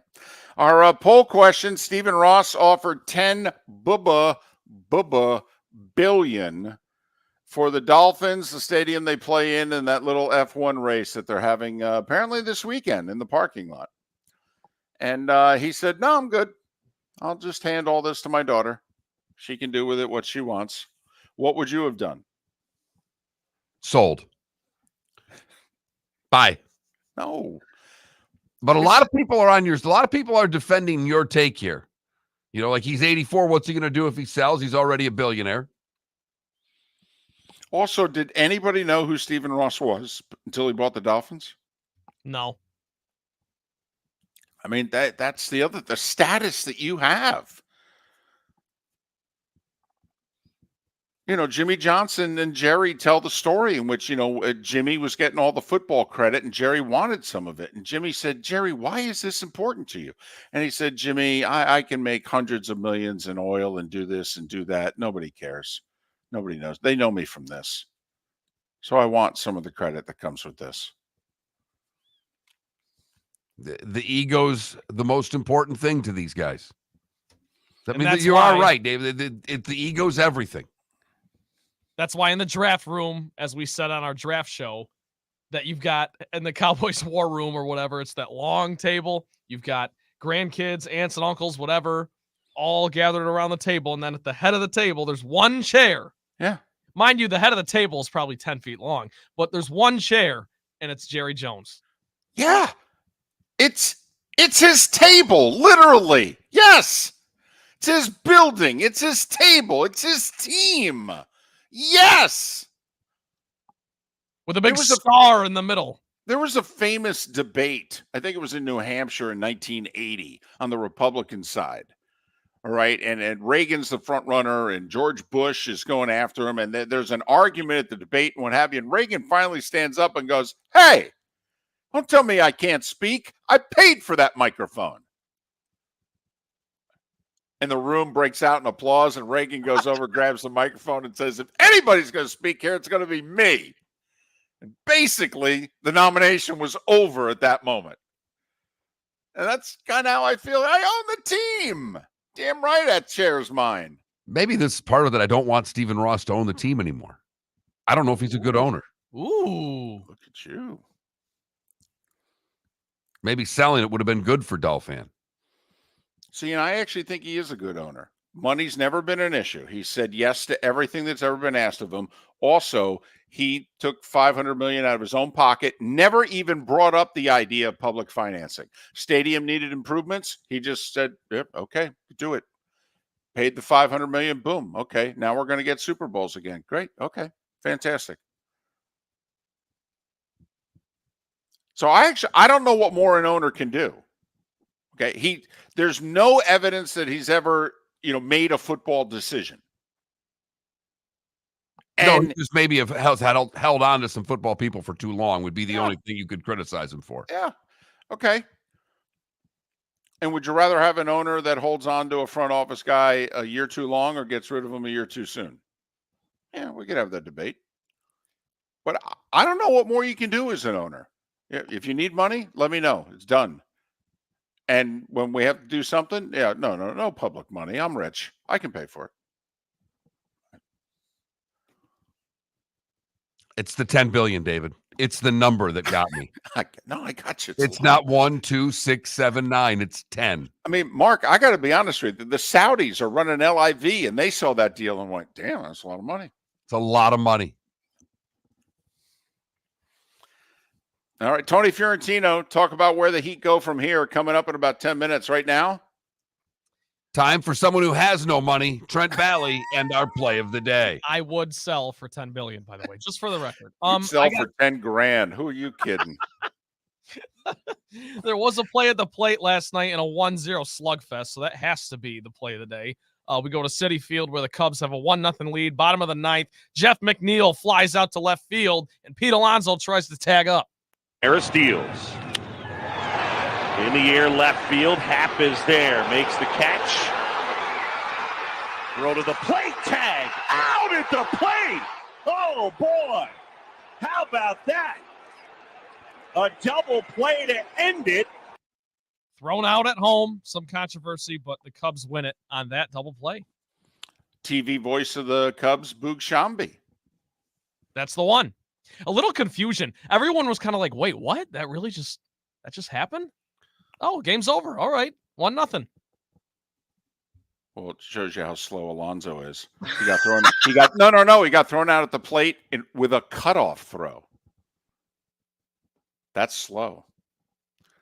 That's our Molly Maid play of the day. Use Molly Maid. They're really good. The law firm of Michael F. Hornung has successfully represented the citizens of Southwest Florida for over 30 years. As a former prosecutor, the information I know is information you need to know. If you've been arrested for a DUI, a criminal matter, or involved in an auto accident, call the law firm of Michael F. Hornung. I'm a local attorney with local knowledge to assist you through the process. For a free consultation, call 239-437-0095. That's 239-437-0095. Offices in Fort Myers. The waterways of Naples are a beauty to behold, and the Bayfront Inn has multiple ways for guests to enjoy the water and have some fun.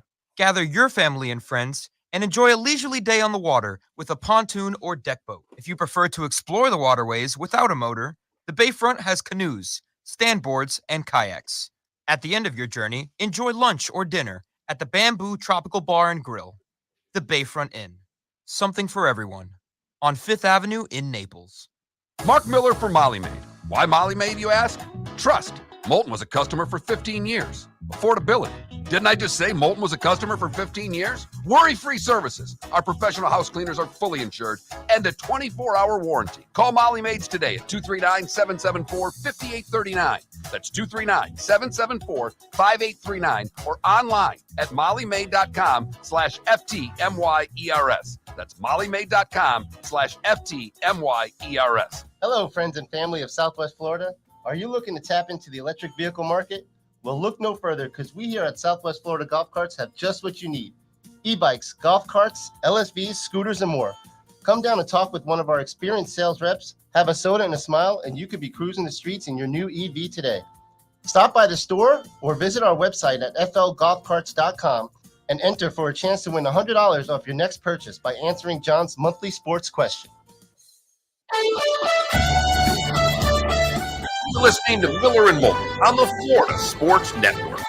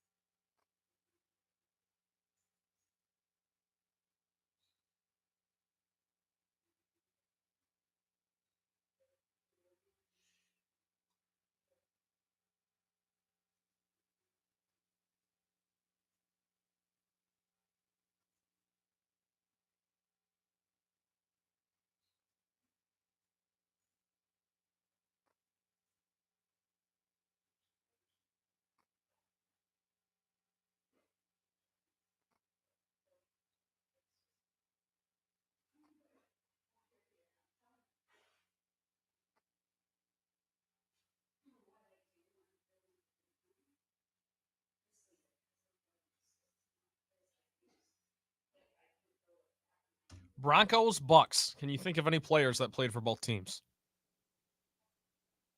Broncos, Bucks.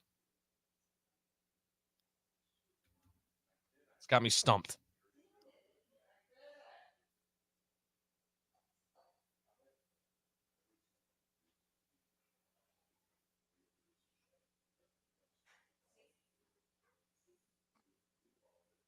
Ooh, John Lynch. That's a good one.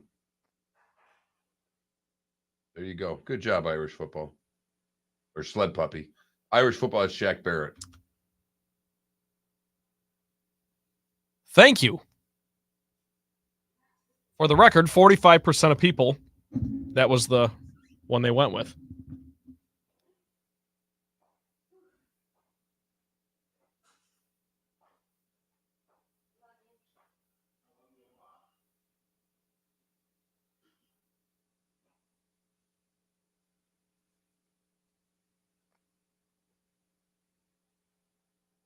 The key to this game for football, it's usually backup quarterbacks.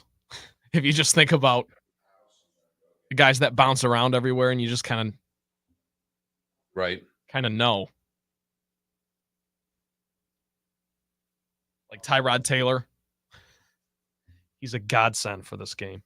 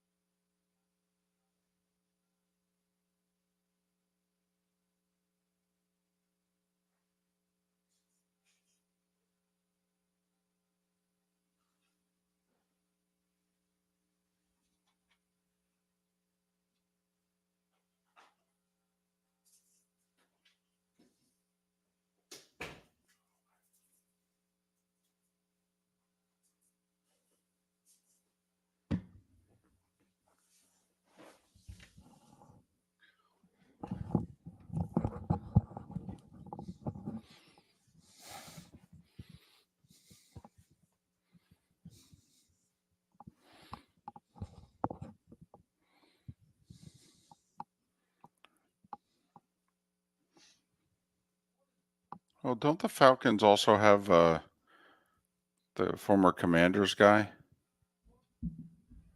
The guy we liked, kind of their equivalent of Minshew, Heineke. Don't the Falcons also have Heineke? I mean, isn't their quarterback room Cousins, Heineke, Penix? Yeah, I mean, they're...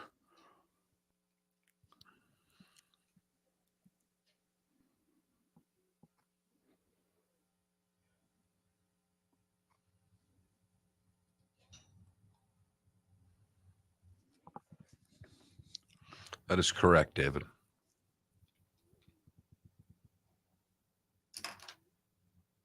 Okay, we got Tony. Here we go.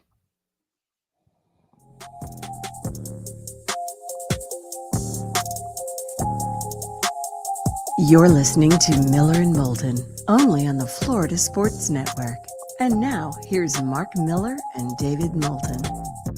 22 minutes before the hour. Miller and Moulton, millerandmoulton.com, Miller_Moulton on X. Kyle Sielaff, the radio voice of the Miami Marlins, will join us 1 hour from now. They've won a couple in a row after a very rough start. Pat Kerwin and Kurt Becker to preview the Kentucky Derby tomorrow on Miller and Moulton. Tony Fiorentino, kind enough to join us once again. Longtime Heat broadcaster and assistant coach. You can follow Tony on X, Tony Heat WC3X, Tony Heat WC3X. Tony, top of the morning to you. It's David and Mark. How you been?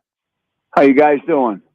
Well, we're good, and we hope that you and your family are well. Listen, when seasons would end like this, whether you were an assistant or you were, a broadcaster, first off, how long does it take to step away and then come back with a clear enough head to be able to dissect it? Yeah, it takes a little while. Everybody's different, but what people don't realize, I think, is that there's an ongoing conversation going on behind the scenes among, the people that have to make decisions for each franchise. They're in constant contact with other general managers. They're in contact with each other, and they discuss a myriad of things. And so when the season ends, they're already heading towards discussions on how to improve the team. And you learn a lot by watching your team and evaluating your players in the playoffs and the stretch to get into the playoffs. So a lot of that information is valuable in your discussions. Tony, what assessments can you make out of the playoffs when you're missing so many key guys and having to play shorthanded like they were? How do you assess these playoffs? Yeah, it makes it a little more difficult. You don't want to have excuses on why you didn't go further. But the problem has been all year long with the Heat. One of the main problems, is that they've had a lot of injuries. We know that Tyler Hero missed a lot of games, that Butler missed 22 games. Bam even missed some earlier in the season. Duncan Robinson hasn't been the same with his back problem. And then, Rozier came here because they didn't have enough penetration with the ball and pushing it up the floor as quickly as they wanted to. And he was able to bring that to the table as well as be a good defender. And then, a lot of those guys, and then Jaime Jaquez had a really good year, and then he gets hurt. So it makes it a little more difficult to evaluate how you're going to go forward now and how you want to shape the team, or how you're going, what kind of team you're going to have next year, what moves you want to make, what people are available, who you want to keep. You got the cap situation in mind. Obviously, all teams have to deal with that. So there's a lot of variables involved here. It could get very complex. You can't do anything with Jimmy Butler, can you? You just basically have to decide, is he going to be our best player going forward, or do we have to make him our second best? Is that really the decision? Because, Tony, he's almost 50 million next year. Then he's got a player option for like 52 for the following year. Why in the world would he turn that down? He turns 35 in September. So, that's pretty much the dilemma for the Heat, right? Is where to put Tony or Jimmy on the team, right? Well, that's what Coach Riley gets the big bucks for. He's got an excellent scouting staff. He's got excellent people around him that advise him. Then Andy Ellisberg is the ultimate guy in the league with the cap, figuring out how different people fit in. There's other areas that the Heat have to address. You got some guys that are free agents, and you've got to figure out where do they fit in. How does that work? They got that second tier that everyone writes about. There's a cap, and then there's a luxury tax second tier of it that if you go over that, there's some kind of restrictions on how you trade, and you got to pay a certain amount of money to the league. So there's a lot of things that go into this, and that's what they're going to have to decide all of this stuff. But in Coach Riley and his staff, we trust, because they've made unbelievable decisions along the way. People don't realize that since 2006, the Heat have been in 7 finals. The only team in the NBA that's been in that many finals. The Golden State's been in 6. And so obviously they've been very successful in their decisions. And it's going to be interesting to see what decisions they make as we go forward. Well, as the contracts are, really, a lot of the main contracts are locked in for next year. So the only way to change things is to trade someone. And this goes back to what you said, Tony. It's just trusting Riley and staff to make the right moves. But they look like they're a little tied with their contracts, which means it doesn't mean a whole lot, because Miami, if they've been a team that's not been afraid to swing for the fences, whether or not they get the player or not. Well, the biggest problem is, for anybody, is evaluating the team when you've had so many injuries. That's very difficult to do. I think obviously the Heat would have been a lot more competitive in this series with the series that Boston just won if they had Jimmy Butler, Rozier, Josh Richardson. People forget that he was he was one of the main guys, if not the main guy off the bench at one point in the season, playing really well at both ends of the floor. Then Jaime was hurt. Duncan Robinson couldn't contribute as much because his back was bothering him.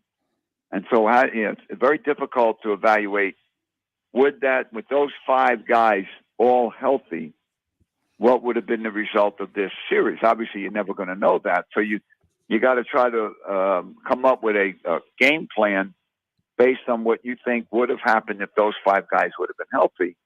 And then if the Heat would have been more healthy during the season, they wouldn't have been in the position they were in with the 8th seed playing the 1 seed.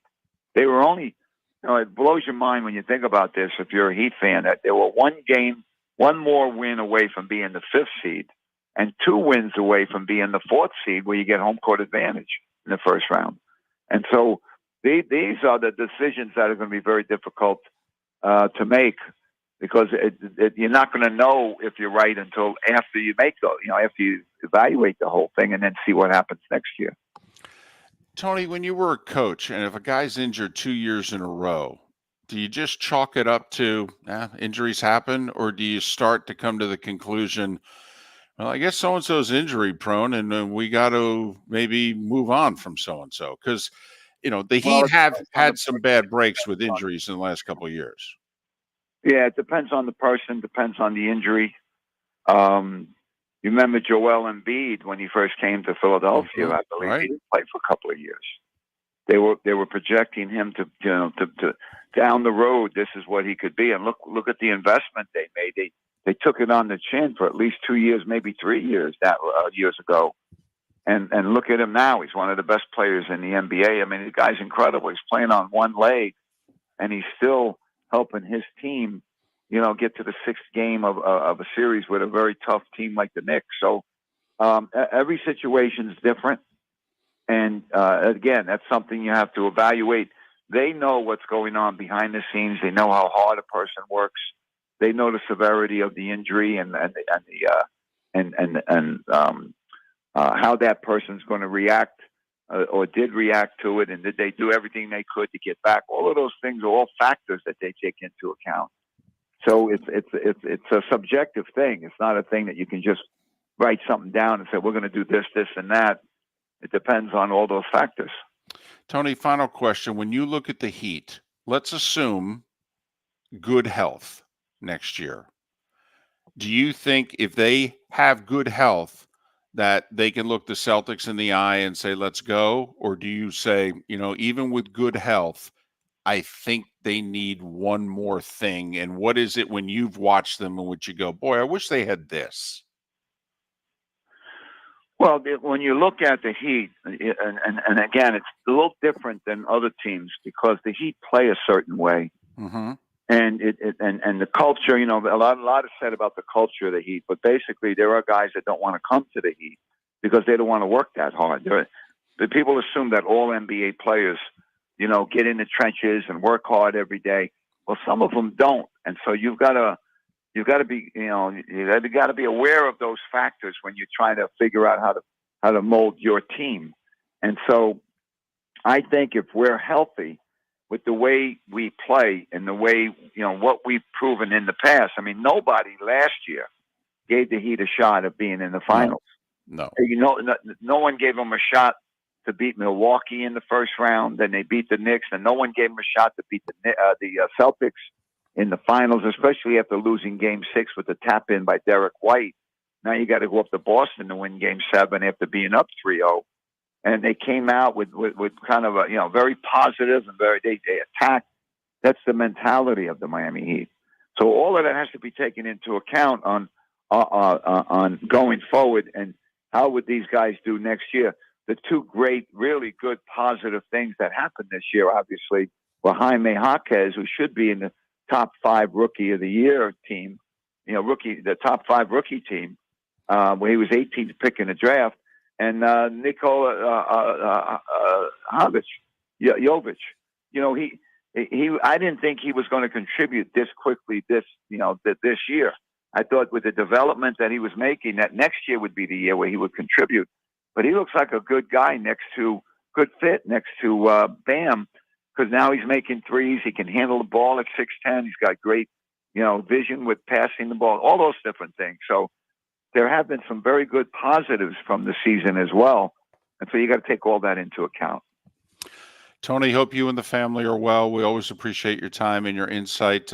Be well, and hopefully we can talk early next year. Yeah, I appreciate that, guys. David and Mark, continue the good work you're doing. Tony Fiorentino, longtime Heat broadcaster, was also an assistant coach. Love having him on the show. Tony Fiorentino joining us once again here on Miller and Moulton.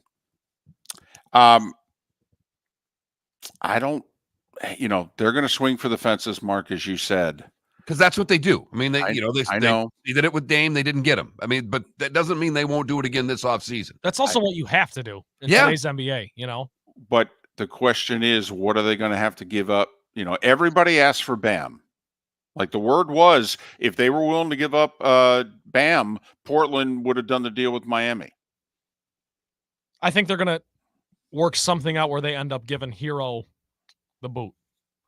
Well, that was the talk all offseason, that the Heat were trying to make Tyler Hero the centerpiece of a package for Dame Lillard, and Portland wasn't interested. And so now here we are a year later. If you're one of those teams, Phoenix wants to break up their big three. I mean, we can go through all this, but I mean, you're going to have to give up, are you going to swap $50 million disappointment one place with Jimmy Butler? You're going to send them Jimmy Butler, who's owed $101 million over the next 2 years, by the way. Only the first year's guaranteed, but the second year is a player option. Would you turn down a $52 million player option at 36 years old? Only way you're doing is if somebody offers you a long-term deal, and I don't know who with his knee is going to offer him a long-term deal at 36. So if Jimmy Butler's on the books for 101 basically for 2 years is how you have to go about your business. And if he's unmovable, then how are you going to make this team better without trading Bam? You got to trade Bam. Let me just ask you this. Send Bam and Hero to Phoenix and get back Kevin Durant. It's a gamble because then you're putting all your eggs in the Jimmy Butler. I know. But if it pays off, that's a home run. Yes. Boy, they'd be small. Yeah, but it doesn't matter. I shouldn't say it doesn't matter, but well, I know the league's getting smaller and smaller. I get it. I'm just asking. I'm just throwing it out there. And there's only one center in the East. I mean, basically, there's two guys with size in the East, Embiid and Giannis. Right. Both of whom are about to lose in round one, it looks like. Maybe. Just throwing this out there. Do you know this will be only the second finals in 14 years that either the Heat or the Warriors are not in? Remarkable. Because the Heat had the 4 in a row with LeBron and Wade and Bosh, 11 through 14. Then Golden State said, we'll pick it up from here. And they went to 5 straight finals. Then the Heat were in the finals in the pandemic of 2020. 2021, neither team was in the final. That's when I think the Heat lost in 7, didn't they? Yeah, that was the Celtics? Yep, that was Giannis's title over the Suns. Okay. And then 22 was Golden State. Last year was Miami. It's only the second time in 14 years that neither the Heat or the Warriors have been in the finals. And both teams throughout that time have had facelifts and different lineups and all sorts of stuff. That's remarkable. I mean, Miami much more so than Golden State, obviously. But even Golden State, it was the pre-KD and then with KD and after KD. Yeah, it's been Steph the whole Thank time. you. I was just going to. Yeah. I'm just saying, those are 3 different variations of the Warriors dynasty. Right. With Steph. With Steph, yeah. I mean, they won it twice with Steph. Miller and Moulton. Thanks for being with us. Visit Jason and Todd at the Diamond District. 20 years ago, Jason and I had the idea for a jewelry store like no other, with a vast selection of certified diamonds priced 8 to 12% over cost. A team of individuals who are educated, driven, and believe in cultivating relationships. Today, we have become one of the largest independent jewelry stores in the country. Todd and I love what we do and are in the store nearly every day, along with our GIA gemologists, master jewelers, custom designers, and non-commissioned diamond consultants. all of which we consider family. As direct diamond importers, we travel the world, forging relationships and sourcing diamonds. What we love most about our business is that we can call Southwest Florida our home. If selection, value, and comfort are important to you, give the Diamond District an opportunity. You won't find a better diamond buying experience. Todd and I look forward to shaking your hand and welcoming you to our Diamond District family. At the Diamond District. The law firm of Michael F. Hornung specializes in criminal defense, DUI, personal injury, nursing home claims, and auto accidents. I'm a former prosecutor with over 34 years of experience. The information I know is information you need to know. If you've been arrested for a DUI, time is of the essence to maintain your driving privileges. Call the law firm of Michael F. Hornung for a free consultation. At the law firm of Michael F. Hornung, we are committed to excellence in your representation. Being a local attorney with local knowledge is clutch to the success of your case.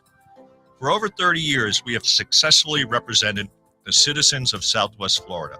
For a free consultation, call 239-437-0095. That's 239-437-0095. Our offices are conveniently located in Fort Myers. Visit online at mfh-law.com. Hello, friends and family of Southwest Florida. Are you looking to tap into the electric vehicle market? Well, look no further, because we here at Southwest Florida Golf Carts have just what you need. E-bikes, golf carts, LSVs, scooters, and more. Come down and talk with one of our experienced sales reps, have a soda and a smile, and you could be cruising the streets in your new EV today.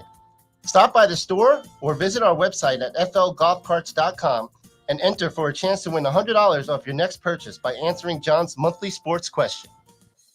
Mark Miller for Molly Maid. Why Molly Maid, you ask? Trust.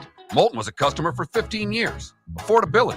Didn't I just say Moulton was a customer for 15 years? Worry-free services. Our professional house cleaners are fully insured and a 24-hour warranty. Call Molly Maids today at 239-774-5839. That's 239-774-5839 or online at mollymaid.com/FTMYERS. That's mollymaid.com/FTMYERS. You are listening to Miller and Moulton on the Florida Sports Network.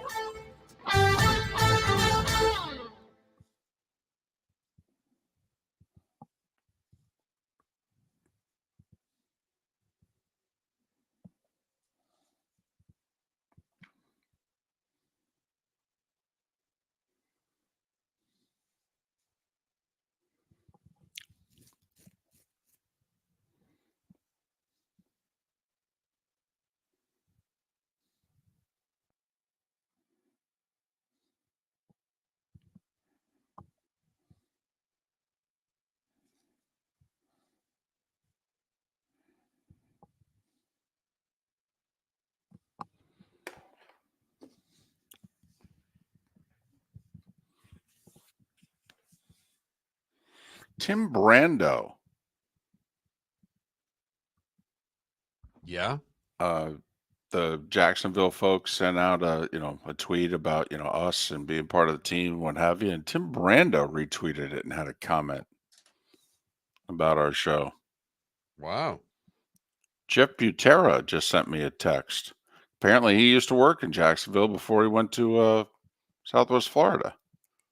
He said, hey, that's a good station to be a part of. I said, well, we're kind of excited about it.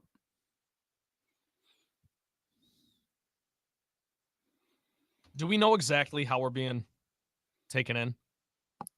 Well, we're on their app. Right. But it's basically now there are a lot of quote radio stations now that are apps. But are these breaks? Well, right now they're taking the show on Twitch. Okay. So I don't know if like our conversation right now is airing on Action News Jax or not. I don't. Because like this is their time to cover it. So in theory, they could be covering this with spots. Their spots. I know that they don't want to keep taking the show off of Twitch. I think there's a way for them to take it off a different stream. And we're working on that. But my understanding is both markets are happy with the show. which is what I worry about.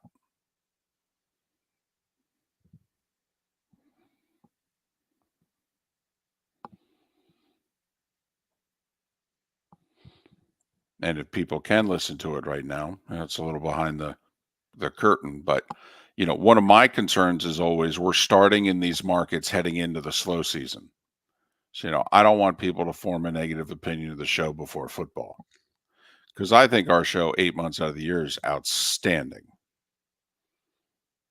May through August, and that's challenging. We'll get creative. I got a lot of ideas. You guys are going to be sick of me. Wait, gonna be? You know what I was thinking? Come on, that was too good. You can't provide material that is that good. You know what I was thinking? What? Is that we should have a Google Doc for the three of us, that when we have topics and that they get put on that Google Doc. Like a planning Yeah. planning doc. I do that with every other project I work on. So if you guys will, the thing is I don't want to come up with that idea and say it, because then I don't. Why? Because Why? I don't know how it'll be received. Sometimes. What do you mean how it'll be received? First off, on air, we're trying to have fun. It's in the morning. People's lives suck. We're trying to be entertaining. We're coming back, by the way. People's But lives. we'll continue this next. Come on.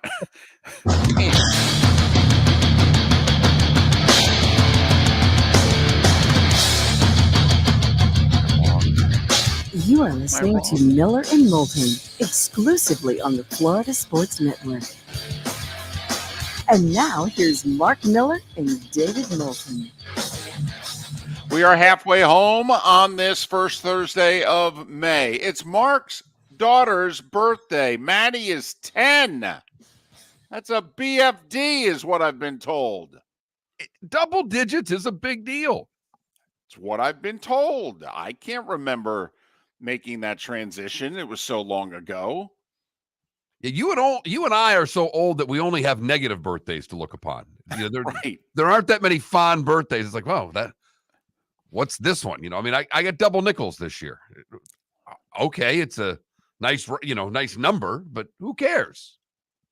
Although apparently, there are certain benefits that come with double nickel. Apparently there will be a few places that you go in which you can get things discounted. And then it's up to you as to whether or not you'll embrace that, or you'll be absolutely annoyed by it, which is where I still am. Like, my wife has been all over me to sign up for AARP. You can do that at 50. I'm 58. I haven't signed up. What do you get from it? Discounts. Where? Apparently everywhere. That's how it's been sold to me. I'm 8.5 years in. Have I signed up? Absolutely not. No. Why? Why not? Do you use coupons? Yes. Well, with what we pay him, he better use coupons. I live on coupons. All right. Please. But the system is set up for you to use it. I've lied. Okay, I've been old enough to get a discount, and someone behind the counter has said to me, hey, are you so-and-so? Because you get, $4 off. And I go, no. I'm old. I know I'm old, but I'm not that old is what I'm saying. No. Mm-mm. That's my rebellion. I don't want the discount. I still try to get the college discount. Although sometimes people ask me if I'm military. That's where I draw the line. I'm like, no, well, of course. You can't lie about that. Exactly. No, that's like it not having a handicap sticker, parking in a handicap spot. I mean, of you should course. just, yeah. No, I would never do that. No. But I could ask because of my haircut. They're like, are you military? I'm like, nope. That's a good point. Yeah, that's right.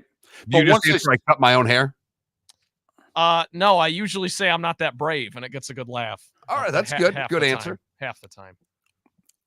I have to admit, I'm a little surprised you still get asked the question, are you military? I would think they'd see all the product in your hair and realize that you're not. Or they just look at the lack of size of you. Right. Right. And go, no way. This guy just with a tight haircut here. Right. This guy is built for that. How tall are you, Trent? 5'9". Okay. I was going to say, if we're sending 5'9", $138 out into the field, I don't like our chances. I got to admit, gun or no gun. I know it's an Like, all it's like the Heat volunteer without force. Jimmy trying to take on the Celtics. They had no chance. Right. So Miller and Moulton on this Thursday. So our poll question, we've had fun with it, but in a way, it I don't want to say serious, but there is a noteworthy part of it. So the owner of the Dolphins, Stephen Ross, turned down $10 billion for his team, the stadium they play in, and this F1 race that's happening this weekend, this whole Miami Grand Prix thing. And $10 billion. Billion. And Mark thinks he's just bat blank crazy. And I'm like, there's no amount of money that would get me to sell. No, I don't think he's bat blank crazy. I couldn't turn down $10 billion. The number itself is so staggering to me. The points, you are actually wearing me down this show because it is one of 31. He does already have more money than he knows what to do with. I mean, that's the relative part. Like, I'm wondering, are you looking at this with your bank account in your mind? I am. And I can understand. It's hard for me not to. But David, you're also looking at it with your fandom in mind. You know what I mean? No. I'm actually not, because I'm looking at it from a status thing. I bought why did I buy the Dolphins? Okay, he bought the Dolphins. He was like 68 years old. Okay, his whole life's been New York. He's a business guy. Why did he buy the Dolphins? Because of the status that comes with being an NFL owner. That's why he bought the Dolphins. So why would you ever sell? You're a billionaire. You have to be to buy them. So, I mean, once you're a billionaire, does it matter how much of a billionaire you are? I mean, really? David, I don't know if where you rank on the Forbes list is more important. No, and I'm being 100% I know. serious. It's not a flippant comment. Where you rank on the Forbes list versus status of owning a team. Which one's more important to you? Because at that point, all this is a list. You know, in Irish football in our Twitch chat room says, well, Dan Snyder sold. But I do think it's different. Snyder bought in the late 90s. Snyder bought the team for, and I know it's going to sound absurd, for a few $100 million. Now look at what the team's worth. I mean, Ross, I think, paid over $1 billion for the Dolphins. I mean, he paid 10 figures, I believe, for the Dolphins. So he had to be a billionaire to buy the Dolphins. Like when Jerry Jones bought the Cowboys, he scrounged up everything he could. He bought them for like $160 million. You know, he was not a billionaire when he bought the Cowboys. It's actually, when you look back, I mean, what Jerry Jones, bought the Cowboys for. You laugh now, actually. You absolutely laugh. But Mark, didn't Ross pay over $1 billion for the Dolphins? 2008, he paid $550 million. Okay, wow. And that was for a 50% share. 50% of the franchise. Okay, so the franchise then was worth just over $1 billion. Yes. Okay. It's now valued at $5.7 billion. 11th in the league for what it's worth. And imagine if they'd actually won a few games in January, what it would be worth. But I just wouldn't sell. And like Stephen Ross, I just have one child, a daughter. I would just say, hey, it's going to be yours. And listen, I'm not going to be angry. A, I'm not going to be here.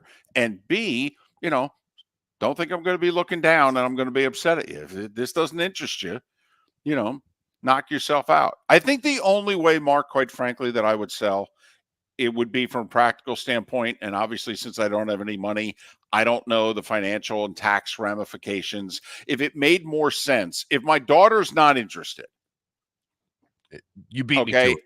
Do I then move on while I'm still alive and not burden her? I don't know what the whole tax ramifications are. So I would literally sit down with somebody and say, are we better off unloading this? Should I unload it near the end of my life, or should I just pass it to her and let her unload it? You tell me the prudent thing to do, I'll do it. And by the way, I want to quickly apologize to anybody that served in our armed forces that entered the armed forces at a weight of 140 pounds, 150 pounds. We made a joke at Trent expense. Right. We were not poking fun at anyone else who may have joined the military at 140 pounds. I'm getting inundated with texts of people pissed off. My bad. And we're having fun. My bad. That's all. We're having fun at Trent's expense. Right. Yeah, I would hope Yeah, I would hope if you've listened to the show, although I know many of you in Huntsville, okay, and there's big Army presence there and what have you. We're very pro-military on the show, so hope we didn't offend you, and if we did, we apologize. But so that's where I am with Stephen Ross. I'm like, I'd be getting mocked today too. You turned down $10 billion. Yeah, I would have turned down 20. I don't know what to tell you. It's not for sale. Why would I sell? And I think you really hit the nail on the head. If the daughter had no interest, literally, if the daughter says, I don't want this, Dad, I don't want the burden of it, I don't want to sell it, I don't want to deal with it, then Ross may have said, you know what, I'm done. Right. But, his only public comment, I guess, is that, no, my intention is to, pass it down to my daughter. Okay. So that's where I am. Mark would have sold, and I would have been like, no, man, you could offer me $20 billion. In fact, Mark throughout the show has been writing down things that he'd be purchasing with the $10 billion. I definitely have my own golf course, and it'd be a nice one. And I would not have any. I would be the only member. No, it's like buying an island. Why would you do that? Exactly. When's your tea time today? Whenever I want it to be. I'm the club champ.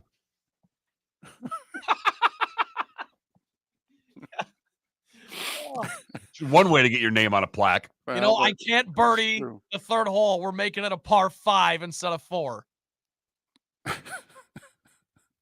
Would be something. Hey, did you go over to Miller's course? You mean the par 78? Yeah, it's fantastic. Willie Nelson bought a course, and I named the par whatever it was. Par was 46. Today I was 2 under. For 9. That's right. I got my kind of golf course. Yep. But that's where we are. What would you do? That Mark Miller, the David Moulton, Miller_Moulton on X. You're Stephen Ross. What would you have done? Kept it, sold it. There you go. It's a pretty exclusive club, man. There's 31 of you. And then, is it Mark Murphy who still sits in the room for the Packers? I think the guy at the owners meeting for the Packers should have a cheesehead hat on. I really do. Remember when Haslam with the Browns met with the guy from the dog pound guy, right? The dog pound guy, and he showed up, the mask and what have you. That's how I really think. If I'm Goodell, that's like one of the last things I want to do. I want the owner's picture from the owners' meetings, and I want to make the Packers guy have to wear the cheesehead. Oh, just makes me sick. Oh, stop it! You got to lighten up about this. You really need to lighten up on the Green Bay Packers. I know they're going to win the division next year, and that bothers you. It's so funny. All right. He's such a mature, responsible young man, except when it concerns a handful of Big Ten teams and the NFC North. And then he's just 9. Could it be any other team? Could it be any other team than the Packers? Because I do think it's cool. David, I hear you. I like the story, the underdog mentality, the small town, but it's the Packers. Yeah, it's 30 plus years of having a franchise quarterback. I could see where it would bother you. Oh yeah. And then when Jordan Love shows an inkling of that, everyone's like, "Oh, right. You got me." See, and the thing is, Mark and I are old enough to remember the Packers for 20 years were a place that you threatened to trade guys to. Okay, and they went, "No, Coach, I'll do whatever you want. Don't send me to Green Bay."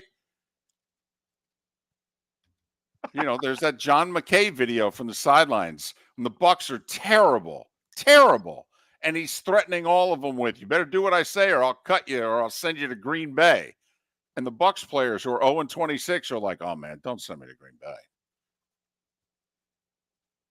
We'd rather wear these ugly uniforms, play in the sombrero, and be 0-26. Don't send me to Green Bay." Kyle Sielaff will join us in 25 minutes. Miller and Moulton, thanks so much for being with us.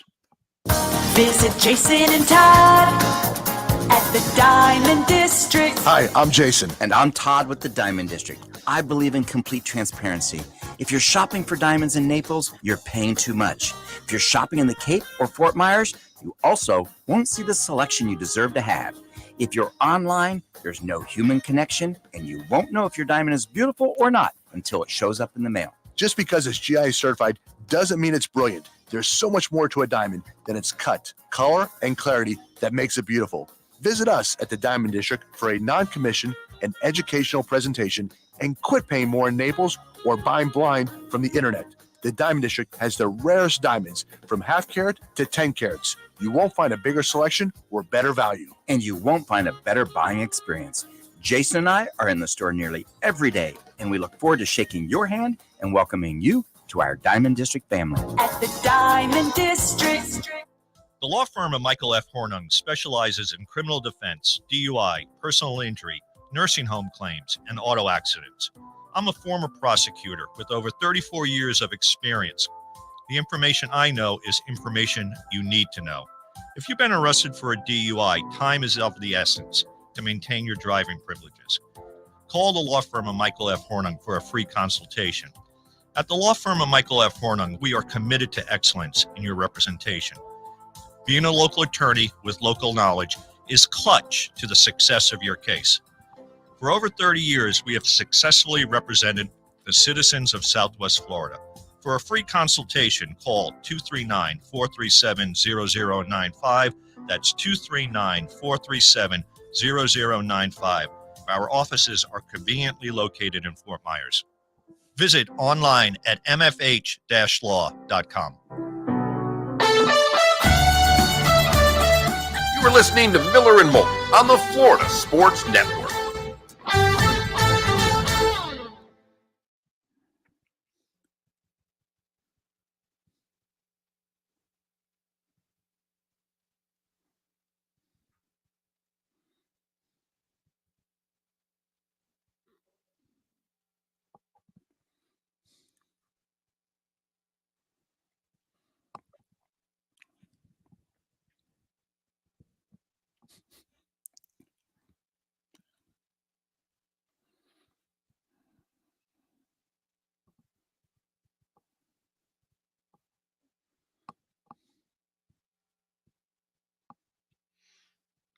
Oh, got Vikings fan texting me that they hate the Packers as much as Trent. Oh, let's go. Come on, rally the troops. NFC North. I just poked the bear too. I goes, hate him because you can't beat him. It's been true for my entire life. Except for last year. Now I got my mother giving me a hard time saying her father was like 5'4", not much heavier than Trent. Yeah, that's great. It was Right? 1920 for crying out Well, loud. you know, and she said, "Come on, World War II." Yeah, I go, I know. Listen, 80 years ago. I People get were it. smaller. I said it was a joke. Apparently, it's not funny. Well, and that's why I throw in there. I'm not that brave. Nothing Actually, but respect. she's just busting my chops. She wasn't getting on me. Though I did defend myself by saying, I think grandfather was a little beefier than Trent. He said, I think his forearms, my grandfather had like Popeye forearms. He really did. I think Yeah, his I do forearms not. weighed as much as Trent. Oh. My grandfather had a really strong handshake from the elbow to his fingertips. My grandfather was strong.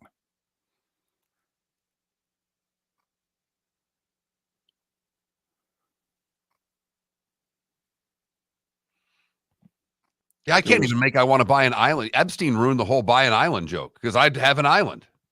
If I had that kind of money, I would. Canada Relief. I do not eat at Lions games. If I do, it'll be like chicken tenders. They have good chicken tenders there at the Lions. Or it'll be at the Bud Light Power Hour where I'll have like 2 hot dogs for $2. And that's out of necessity, not because I want to eat. It's because if I don't eat, I'll be absolutely snookered by kickoff.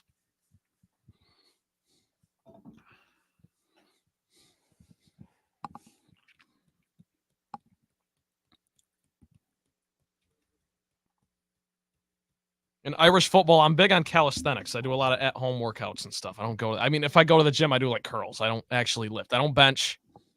No, really? I'm just I answering do, the question. I do a lot of stuff at home too. I do. Always have. I don't bench. I don't. I've never benched in my life. I walk to the fridge. I walk to the cabinets. I go into the fast food places if the drive-through line's too long.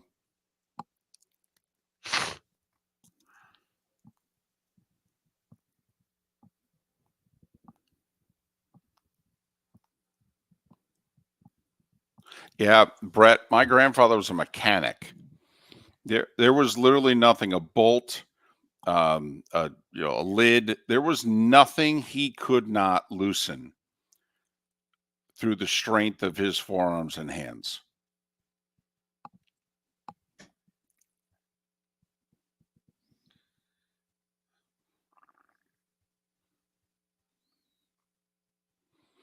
No.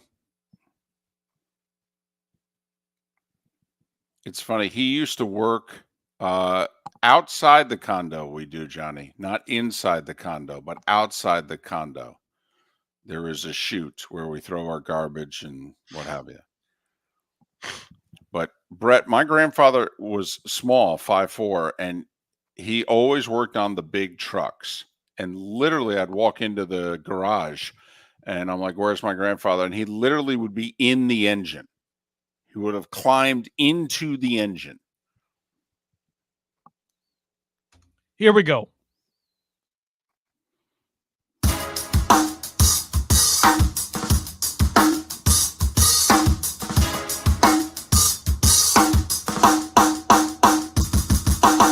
Welcome back to Miller and Moulton, only on the Florida Sports Network.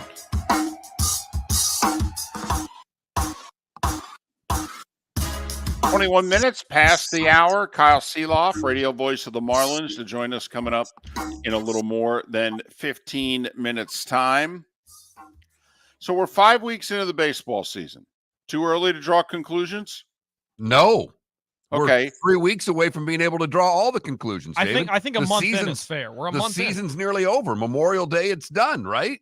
Well, Thursday, March 28th was when everybody played. I know the Dodgers and Padres played the week earlier in Korea. So it's 5 weeks today that the season got underway. So you tell me, 4 teams in the AL Central, all above 500. I think 3 of them would be in the playoffs. If the playoffs started today, I think there'd be a tie between the 18-13 Tigers and the 18-13 Red Sox, as to, I don't know who wins the tiebreaker at this stage of the season. But so you tell me, of the 4 teams that are above 500 in the AL Central, my $20, how many of them are going to finish above 500 at the end of the year? Guardians are 10 games above 500. Royals are 6. Tigers are 5. Twins are 4. Twins have won 10 in a row, by the way. I'm leaning 2, but I could go 3 because the White Sox are so bad. Well, now I will say this is where the advantage of those 4 teams all playing 13 games against the White Sox. But Mark, thank goodness, remember what it used to be just a few years ago. You played 19 division games against your opponents. And yes, they all got to play each other too, right? They do. Exactly, but they're all beating up on the White Sox. I mean, think about it. The White Sox have 6 wins. Well, 3 of them were against the Rays over the weekend. So, I mean, the White Sox have beaten all those division games they've played. They've basically lost them all. Well, what? The Tigers started out by sweeping them. Right.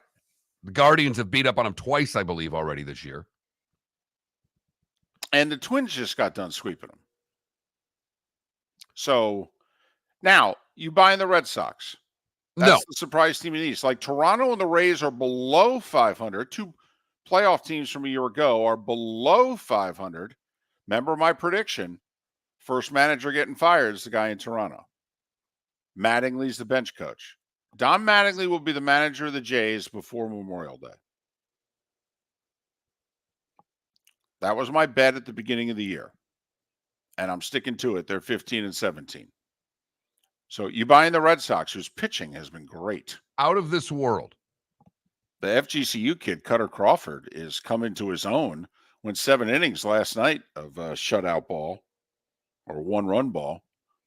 I think the Red Sox will hover right around 500, but I don't think they'll be, I don't, at best, they're an 82-win team, if you know what I mean. And are you willing to put a fork in the Astros at 10-20? Getting really close. Really close. I mean, you start doing the math as to how many wins you think it's going to take.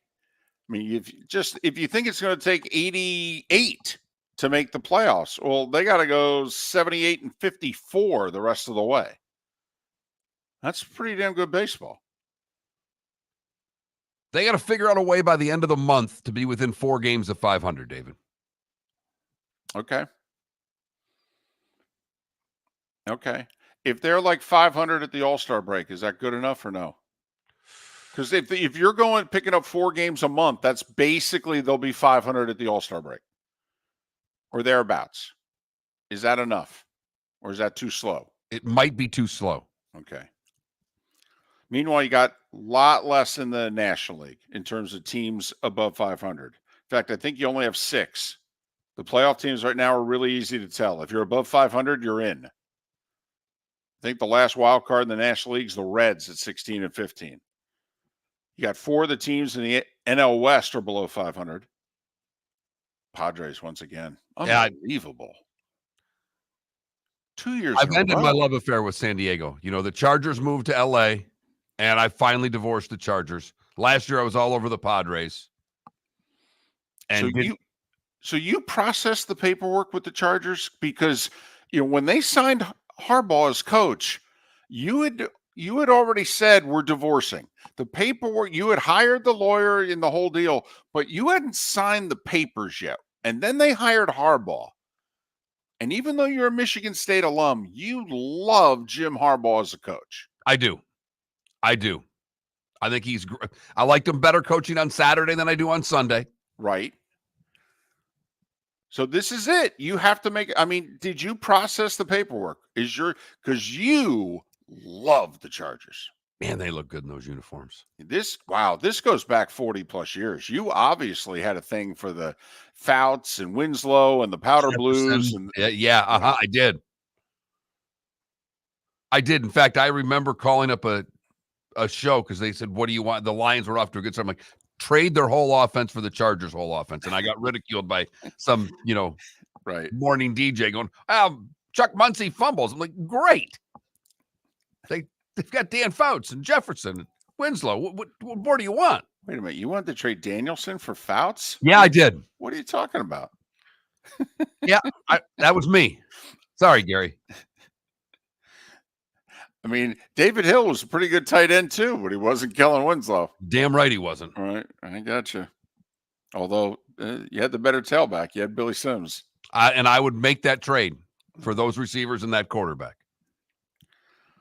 So just kind of curious there. Who are you buying? Because like we pointed out, it's 5 weeks in. We still got 5 months to go. Yeah, but if you look historically, take a snapshot of the standings on Memorial Day. And 80+% of that is how the season's going to play out, even though you still have 4 full months left of baseball. It's remarkable how the 1/3 poll in baseball is really telling. And we're 3 weeks away from that. And man, oh man, I tell you what, like you talked about the Marlins off to a bad start, but even the Mets and Nats, they had to fight for wild card spots, but the way that division's going with both Philadelphia and Atlanta off to these great starts, teams are playing for a wild card early in this season. Well, but as opposed to the American League where, look, you're 5 games above 500 and you're missing the playoffs. Either the Tigers or the Red Sox would be out today. The Twins have won 10 in a row and they're out, the defending division champs. But once again, is the National League looking like it did last year, Mark, where 84 wins got 2 wild card teams in with 84. 2.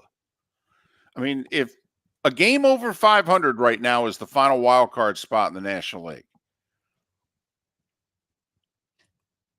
Well, and that also, I could see the Cubs coming right back to the pack. I think they're a little over their skis right now. you and I are big on run differential. They do have a positive run differential. Okay. Their pitching's actually been, pretty good. They're giving up like, under 4 1/3 runs a game. They're really good at home. They're 10-3 at Wrigley and 500 on the road. So, but just once again, it looks as if you're going to have to get in the upper 80s, at least in the American League. And it looks as if in the National League, once again, is there a team out there that's underachieving that you're still betting on? You're bailing on the Padres. The Cardinals, they seem old to me. Yeah, I don't have any faith in this Cardinal team. I'm a Mets fan. I don't know. It looks like a 77 to 84 win team to me. The Mets have come on strong, though. They started slow. They did, but that lineup's got holes in it. They got a couple guys in their starting pitching who shouldn't be there. I mean, and don't know if the owner's going to spend money this year. Well, the way he has in his first couple. Pete Alonso's slow, right, David? Well, he is slow. I mean, I think I score from third before Alonso did last night. Miller and Moulton. We'll talk some Marlins. Kyle Sielaff to join the show next. Thanks so much for listening. Back with more and some Marlins talk on the other side. Mark Miller for Molly Maid. Why Molly Maid, you ask? Trust. Moulton was a customer for 15 years. Affordability.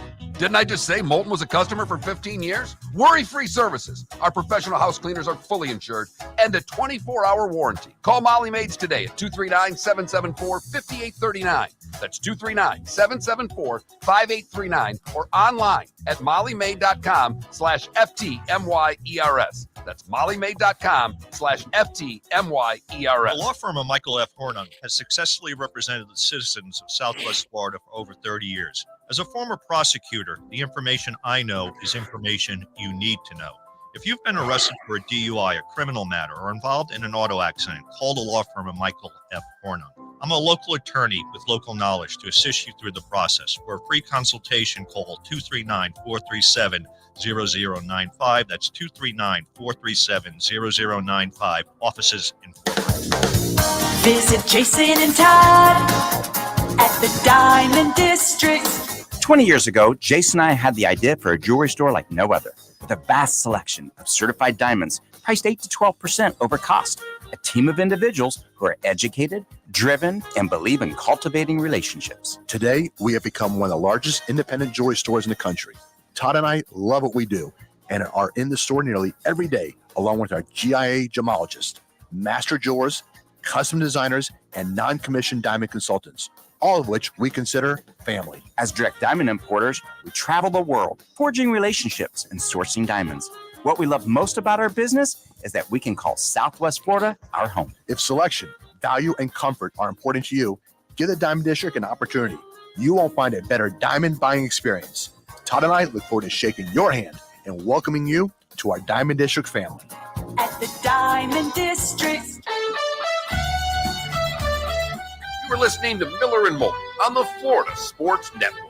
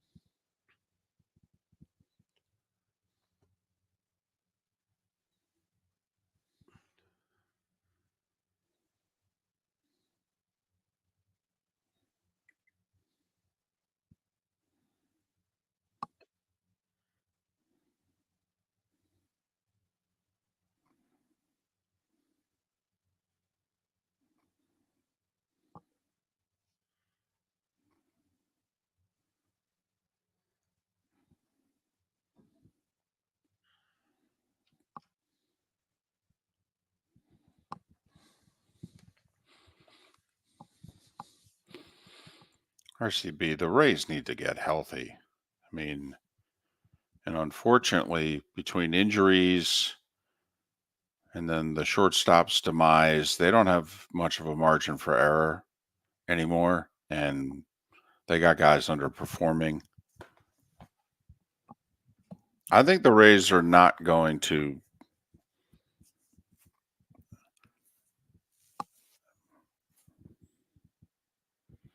No, Kilos, we're not picking up any sponsors anywhere. And I'm not being a cynic. People that are responsible for selling the show are not selling the show. Yeah, I was going to say there's reasons for why not. It's not And us. then they're the people who pay us, and they seem okay with it. So don't get it. Hell, they don't even bill the people who I sell sponsorships to. Right. Or pay the commission of the people that Marcus. Which would be nice because they owe me a lot of money. Right. It's like that meme from We Are the Millers where, they're going around saying how much they get paid. I'm the guy at the end that goes, wait, you guys are getting paid?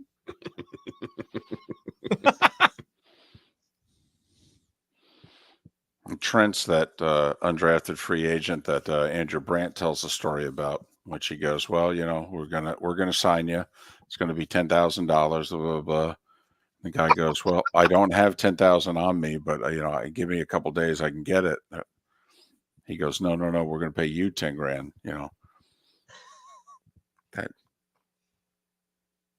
Trent's paid so little that he thinks, that our contract offer was him having to pay it. to be part of the show.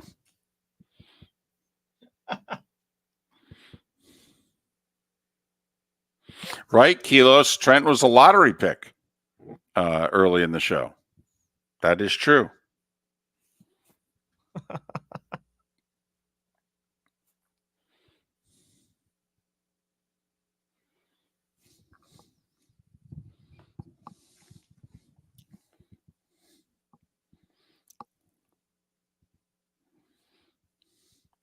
Are the parents okay when we discuss, favorite children and what? Oh, yeah. Okay. Yeah. Just hey, we got military people angry with us this morning. I'm just curious who else are we honking off? And the funny thing is, I mean, there was a time when, Mark and I we didn't give a damn if we honked people off. Now we're actually trying really hard not to. Really hard.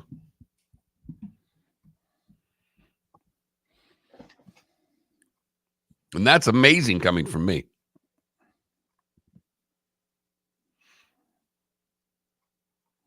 Irish, that's funny.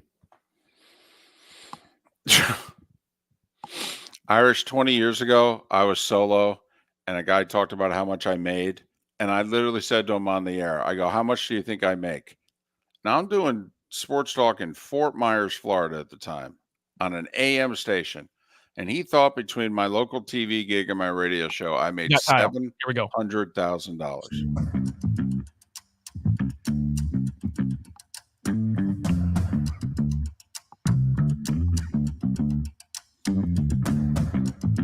You're listening to Miller and Moulton, only on the Florida Sports Network. He's got a mighty nooner today in 3.5 hours. Are you on your way to the ballpark? Not yet, guys, but I will be here in a few minutes. All right. We thought you might be in the car doing this. He's Kyle Sielaff. He's the radio voice of the Miami Marlins. Kind enough to join us. Marlins have won a couple in a row. Thank goodness for that. You can follow Kyle on X at Kyle_Sielaff, Sielaff. Kyle, David, and Mark once again. And have you ever been a part of a team that went 6-24 at any point in a season like the Marlins started this year?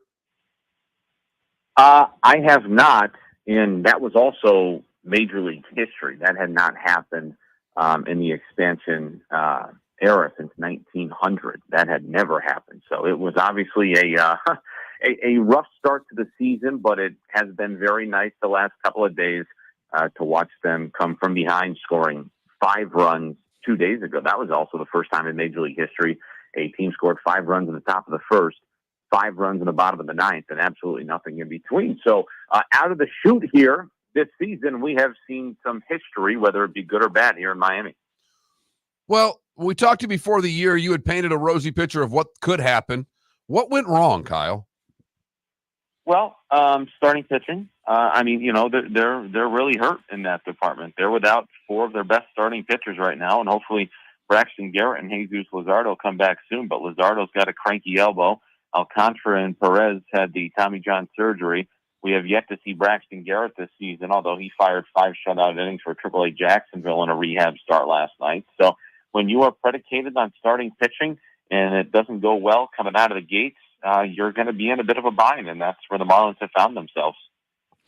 You know, Kyle, everybody's trying to get their hands on good young starting pitching, but, you know, and I'm a Mets fan, and I remember about a decade ago, you know, they were lined up, locked and loaded, because, you know, they had Syndergaard, they had DeGrom, they had Zach Wheeler, they had Matt Harvey, and man, pitching is a fickle thing, isn't it? It really is. And that other guy you were thinking about there is Steven Matson. What's amazing about that whole rotation, they were on every single Sports Illustrated and ESPN cover. I saw this stat about a month ago. Did you know that those 5 in New York only ever made 1 full turn through the rotation together? It's actually amazing, and it would go to show you how fickle starting pitching is. But yeah, I mean, you know, the Marlins have some good starting pitching, but it's and every team goes through injuries. And I've said this over the course of the last couple of weeks when things have not been going well. Nobody's going to feel sorry for you, but boy, it's really hard to win consistently, as obviously, and we've seen that if when you're predicated on your good young starting pitching, those guys aren't there, right? So it obviously has made it rather difficult for the guys out of to start the season here. A couple of days ago, Skip Schumacher disciplined Jesus Sanchez for making a lazy play. They've won a couple games since. Is there an effort problem in your estimation, or was that just a one-off? No, I think that was a one-off in that scenario. However, it must be noted that there was a multitude of things, whether it was boneheaded base running, physical errors will happen, but some are avoidable, and some mental errors, and not all by Jesus Sanchez leading up to that. Things were not going well, as you are well aware, leading up to that. And for me, it was kind of wrong place, wrong time, and he made a bad, costly error at the wrong time, and Skip had just seen enough and said, I'm going to make an example out of you, but for me, he was also letting everybody else in that dugout know that we are, at the time, 6-24. We are not good enough to make these mistakes at this juncture of the season. If I continue to see it, and you're my next victim, and then you're going to take a seat until everybody gets it. Now, it was the day after that they had that 5-run comeback in the bottom of the 9th inning, and Skip was very poignant after the game, and he flat out said, if there's anybody out there that thinks that we're not working every day, and that that we don't hustle and we're not trying, well, this would just prove them wrong, scoring 5 runs in the bottom of the 9th inning, and that's not to paint a rosy picture that now there's 16 games under 500 still. That can't get lost in this, but and I understand that the season is young, but they put themselves in an awful position, obviously. But we'll see. We'll take it day by day. We'll see if they can win some games and maybe fight and claw and give themselves a fighting chance a few months from now. It'll be very, very difficult. You cannot sugarcoat that, but we'll see. Kyle Sielaff, the radio voice of the Miami Marlins. Follow him on X, Kyle_Sielaff, SIELAFF, Kyle_Sielaff. How's the room? When we talked last year, we talk about monthly, and you said, listen, this has been a good room throughout ups and downs all year long. How's the room? You know what, guys? I mean, they've been good. I mean, it's a really good group of guys, and they haven't phoned anything in. And hell, if I was in their spot, I'd probably be thinking, what the heck have we done here? But I think professional athletes inherently are wired a little bit differently. And I truly do believe, and regardless of the outcome to start the season, that they've kept a good enough head on their shoulders that they're still coming to the ballpark every day with the expectation to win. It'll often happen that really bad teams in Major League Baseball, especially as you get closer to those summer months and you know you have no chance, it can be really hard to still have that belief that you know what, we're gonna win when we show up today. You know, I would imagine to an extent you waver on those beliefs a little bit, but look, they've been good and it's been frustrating. They're not this bad, but, and Skip said this too, and I love his honesty. The record is what it is, and we're not going to change that. I can't sit here and sell you a bill of goods and say they're going to win 16 in a row. No, they're not, and that's okay. That's hard to do. Now, they go 15-1, that's a different story. But, you know, it's really hard to make up the ground that they've lost. Now, they'll have every opportunity to do that. They've got to get some guys healthy. But to answer your question, the room is good. It's a really good group of guys. There's some young guys in there, but there's also some veterans in there. They're not down each other's throats. They're not pointing the finger at anybody, which, you know, you appreciate that. But, man, they've got to fight. They've got an uphill battle to climb now. Doesn't that make the month of May so important? Because as you just mentioned, the dog days of summer are not yet upon us. When you find yourself out of it in June, it can be a whole different ballgame. But climbing back in this month, Kyle, seems that, you know, just winning a month seems like it's a good start for the Marlins, isn't it? I would agree with that. And I would say winning the month would be a good place to start. They've got Texas, Tampa Bay, Cleveland, the Mets, the Nationals, the Cardinals, the Mariners, the Royals, and the Phillies in a couple of months from now. And the month of May looks maybe a little bit more reasonable, but they still got Oakland and Los Angeles. We'll go to Oakland tonight, but Philly and Detroit and the Mets and Milwaukee and Arizona and San Diego. I mean, look, the schedule is not easy. Nobody's is. I mean, it's a balanced schedule. Everybody's playing one another. But yeah, I do think you make a great point. I think you have to look more big picture and say, okay, we have 18 or let's say 20 games this month. Let's go 12-8, right? You know, 25 games. Let's go 15-10. That does not feel nearly as overwhelming as, hey, we're 8-24. We've got to make this up in a hurry. Well, you're not going to. You know, that's almost a straight month of winning. That's extremely difficult. So I think you make a fabulous point. Yeah, look at it a little bit big picture. Take it a month at a time. See if you play 25 games next month, you can go 14-11. Pick up 3 games, right? Feel pretty good. See if you can win some more in June. And, you know, maybe in July you have some type of chance. But, yeah, winning a month would be a great place to start. I totally agree with that sentiment. You're a very enthusiastic broadcaster. Last year, you know, there were some crowds. You know, the team was contending for a playoff spot. It made the playoffs. The Marlins started with a heavy home schedule. Today's game will be their 20th home game out of their first 33. And Kyle, obviously, they're losing, and now the people have stopped coming. I mean, how disheartening. Has anybody talked about, oh, man, the place is starting to look the way it did 2-3 years ago? No. I totally agree with you. You'd obviously love to see more people there, and you want to see people there to support the players. But you know, I'm also a fan, and I understand like the fan sentiment that, you know, I'm not going to come watch until you get better. And you know what? Everybody has the right to feel whatever particular way that they want. And you know, actually, it was funny you mentioned that because I was having a conversation with somebody on Twitter the other day. And, you know, they were mentioning that they were frustrated and, you know, they really don't want to come out anymore. And I said, and I think the best thing you can do is just be honest with people, truthfully. And I said, you know what? I totally understand that. And I totally understand the way you feel. And I'm very sympathetic to that. But here's all I would ask you to do. If you have the means to do it, because I understand that taking a family out to a ball game is not exactly cheap. I do find that the Marlins have an affordable, fun family experience. I said, if you find an opportunity this summer, bring your family out to the game. You don't have to have the best seats in the building, but buy some popcorn, maybe have an ice cream, and just make some memories, right? Because I remember doing that with with my family growing up. And I think that's what I appreciate more than, remembering wins and losses. But you know what? There are diehard fans that will stop showing up because they're ticked off the team is not winning, and I understand that. And there's only so much you can say because that's their right. They've earned that right. That's their money. What they choose to do with that is their choice. So, but you know what I always say? Come out and make a memory, right? I mean, if they lose, it's okay. Sun hopefully comes up tomorrow morning. That would not be good if it didn't. But just come make some memories. Let's have some fun. Marlins go for 3 in a row. They do so in a little over 3 hours. Kyle Sielaff needs to get in his car and go to the ballpark, the radio voice of the Miami Marlins. Kyle, thanks for making time for us. Safe road trip, Oakland and L.A., and hopefully we can talk again near the end of the month. Long flight coming up, guys.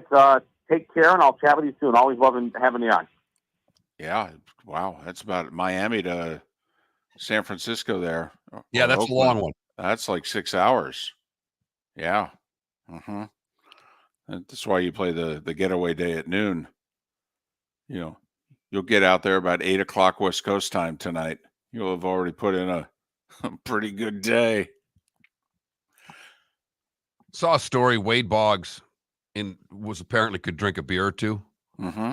On one of those West Coast trips, drank 98 beers from leaving flight throughout the whole day because they went out when they got there. In a day. Come on. No. Because the other teammates were counting. That's like 4 an hour. It's like Wilt with the women. It's one of but- those numbers you're just like, wow. Yeah. I think that seems, still, even if it's Okay, if it's 70. I was just going to say, even if it's within 20 or so. Yeah. Well, you got to remember, if they fly private, every time they want one, they can get one. Absolutely. So they're not waiting long to be served. Okay. Yeah. He said he had a 12-pack in him before he even left. Get a 12-pack on the way to the airport. Yeah, and because he was apparently did not like flying and would get a little inebriated in order to fly. Gotcha. Okay, I understand. But you could. All I'm saying is you can do some damage on a Miami to San Francisco flight. Boy, think about it. He's going from doing a game before about 6,000 with the Marlins today, and then he's going to go to Oakland. What do you think that A's Marlins series is going to draw this weekend? Will it draw 3 games? Will it draw 12,000 fans? I was going to say 20. Will it draw 20? Thinking that maybe 6,000 show up for a couple of games on the weekend? No. Will it be the lowest attended series of the entire MLB season? Do the White Sox go out to Oakland? because there'll be a midweek series that'll do worse. There'll be a Monday, Tuesday, Wednesday in Oakland that'll do worse. In like July when it's hot. Well, just the fact that it's a Friday, Saturday, Sunday series, it should do a little bit better. Well, That's like all. the A's just played a 3-game series with who they beat last night? Pittsburgh. They just did like 3,300, 3,600, 4,700. So you do the math. They just did under 12,000, I think, for a 3-game series. How many minor league teams will easily draw 12,000 people for a 3-game series? Most of them, David. Yeah, that can go to Sacramento now. Yeah. Once they made the decision that the fans who were left, they go, yeah, we're done spending money on you. No, they have, and I don't blame them at all. It's one of my favorite unis in sports, too. The old A's uni? I love the A's uni. Well, they shouldn't have changed the green. They slightly changed the shade. It's a little darker now than it used to be. Their retro unis are A1. Well, and then, they were just playing the Pirates, and those of us of a certain age all think about the We Are Family. They changed their uniform like the Oregon football team. Yeah, in the 70s, that was a marquee matchup, Oakland and Pittsburgh. Way back in the 70s. Hello, friends and family of Southwest Florida. Are you looking to tap into the electric vehicle market? Well, look no further because we here at Southwest Florida Golf Carts have just what you need. E-bikes, golf carts, LSVs, scooters, and more. Come down and talk with one of our experienced sales reps, have a soda and a smile, and you could be cruising the streets in your new EV today. Stop by the store or visit our website at flgolfcarts.com and enter for a chance to win $100 off your next purchase by answering John's monthly sports question. Mark Miller for Molly Maid. Why Molly Maid, you ask? Trust. Moulton was a customer for 15 years. Affordability.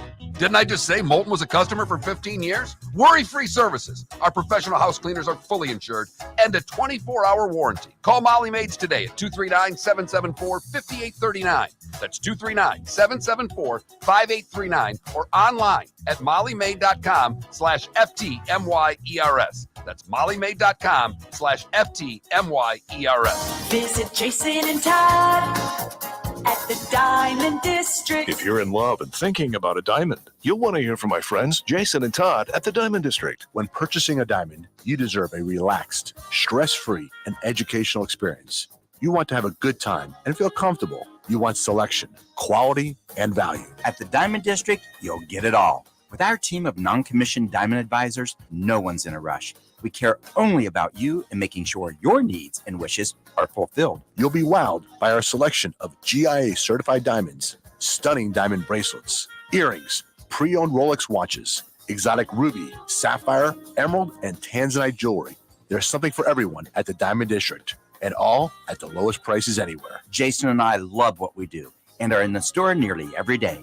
We look forward to shaking your hand and welcoming you to our Diamond District family. Visit Jason and Todd at the Diamond District. Located on the East Trail, locally owned Naples Tiki Bar and Grill is an outdoor eatery next to the Hitching Post Shopping Center. Island-inspired food with a true tiki theme. The best place in Naples to enjoy the beautiful weather in Southwest Florida. The Naples Tiki Bar and Grill offers a great menu for dine-in or takeout. Enjoy our famous pulled pork, huge burgers, and tiki bar cocktails. Don't miss happy hour every day from 3 to 6 and live music 7 days a week. See you soon at the Naples Tiki Bar and Grill, 11498 Tamiami Trail The East. law firm of Michael F. Hornung has successfully represented the citizens of Southwest Florida for over 30 years. As a former prosecutor, the information I know is information you need to know. If you've been arrested for a DUI, a criminal matter, or involved in an auto accident, call the law firm of Michael F. Hornung. I'm a local attorney with local knowledge to assist you through the process. For a free consultation, call 239-437-0095. That's 239-437-0095. Offices in Fort Worth. You were listening to Miller and Moulton on the Florida Sports Network.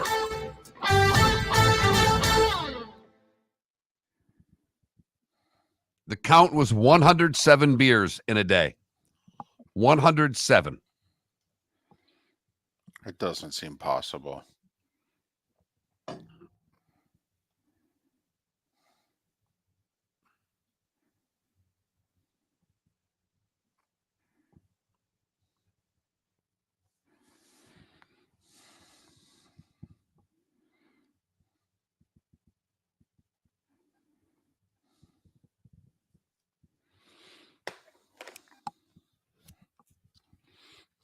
Oh, I'm way too. Come on, I weigh twice what Kent Colby weighed. Irish? I mean, Kent Colby. Honestly, all right, Mark, skinnier, Trent or Kent Colby? Boy, that's close. That's. I mean, honestly.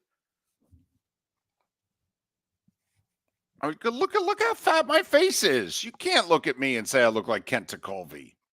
I know the whole glasses thing. I get it. And he pitched with glasses, and how many people actually pitched with glasses. But Mark, did you love Jack Morris back in the day? Love, no. Liked, Okay. I mean, but I know he was polarizing, right? Like, David, No. did you like Jack Morris? as a I pitcher, loved him as a pitcher. There was not the world that we lived in, but Jack Morris was not a nice person. That's what that's what my perception of him They is. brought him to our school to sign autographs for some baseball fundraiser, and he was not pleasant. He was probably had to drag him there. see, my interaction with Jack Morris was just as a fan from afar. And yeah, I thought he was a stud. I thought he was a dude. And never understood how come they weren't putting him in the Hall of Fame.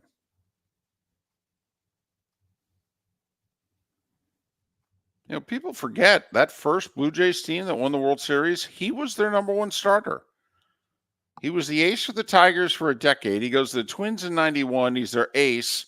They win the World Series. He pitches one of the best games in the history of the sport.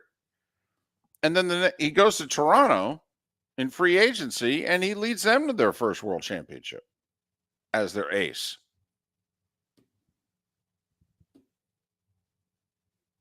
I mean, in that sense, to me, it's why the whole Schilling thing really bothers me. Okay, first off, Schilling was tremendous in the 93 World Series as a young pitcher with the Phillies. Tremendous. Then he's the ace of Arizona and Boston. Co-ace in Arizona. It's absurd. Who cares he's a horse's ass? Who cares what his political views are? He's a baseball player. And Schilling's also, because there's a side of Schilling, I mean, he's very generous with charity. And the work he's done for ALS is historic, actually.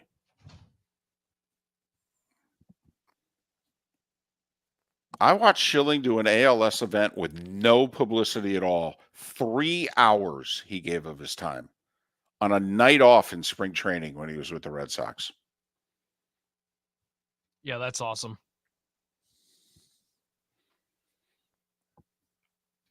Iconic. Okay. Bonus hour. Here we go.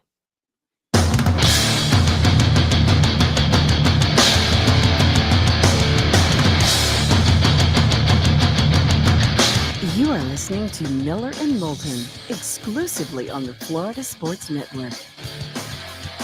And now, here's Mark Miller and David Moulton. It is the Diamond District bonus hour. Southwest Florida and Jacksonville get it. The 239 and the 904. Thrilled to be with you. Miller and Moulton, millerandmoulton.com, Miller_Moulton on X. Yeah. How you Kicking doing, around. Jacksonville, today? How you doing after losing that Game 7? Oh, man. The Blades just literally like ripped the soul out of this hockey team in Jacksonville. I mean, this is 3 years in a row, 4 times in their history. They can't beat the Blades. Well, in Jacksonville, when I used to work in the league, played at the Municipal Auditorium, and it was a bad building. Now they're in the new arena. It's a nice setup. They're drawing fans. They do well. They're establishing themselves a little bit as a franchise. Led the league in attendance. Yeah. Yeah. Uh-huh. They were in first place most of the year.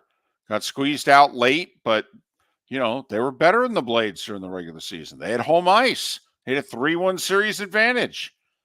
And like we talk about in hockey in the NBA, Mark, they do 2-3-2 in the ECHL. So this wasn't 2-2-1-1-1, where if you lose game 5, you're then going on the road for game 6. No, Jacksonville lost game 5 at Hertz. Right. They came home, had 2 opportunities, win 1 game, and finally put these guys to bed. And it was a whooping and a whooping. Yes. I mean, it really was. The Everblades came in and dominated both games 6 and 7 in Jacksonville. I will say, and I know Trent's got something to add, Mark, you and I follow hockey very closely. The Blades scored 16 goals in this series. Only 5 in the first 4 games, by the way. They were actually very fortunate to not get swept. 13 of the 16 goals in the second period. It's a strange stat, isn't it? It's really unusual. I mean, they scored all 4 of their goals last night in the second period.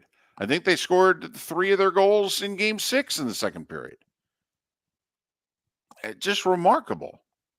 And why period 2? Not coming out of the chute, not wearing them down in the third period. Period 2. I don't think I've ever seen that, honestly, in a playoff series in hockey.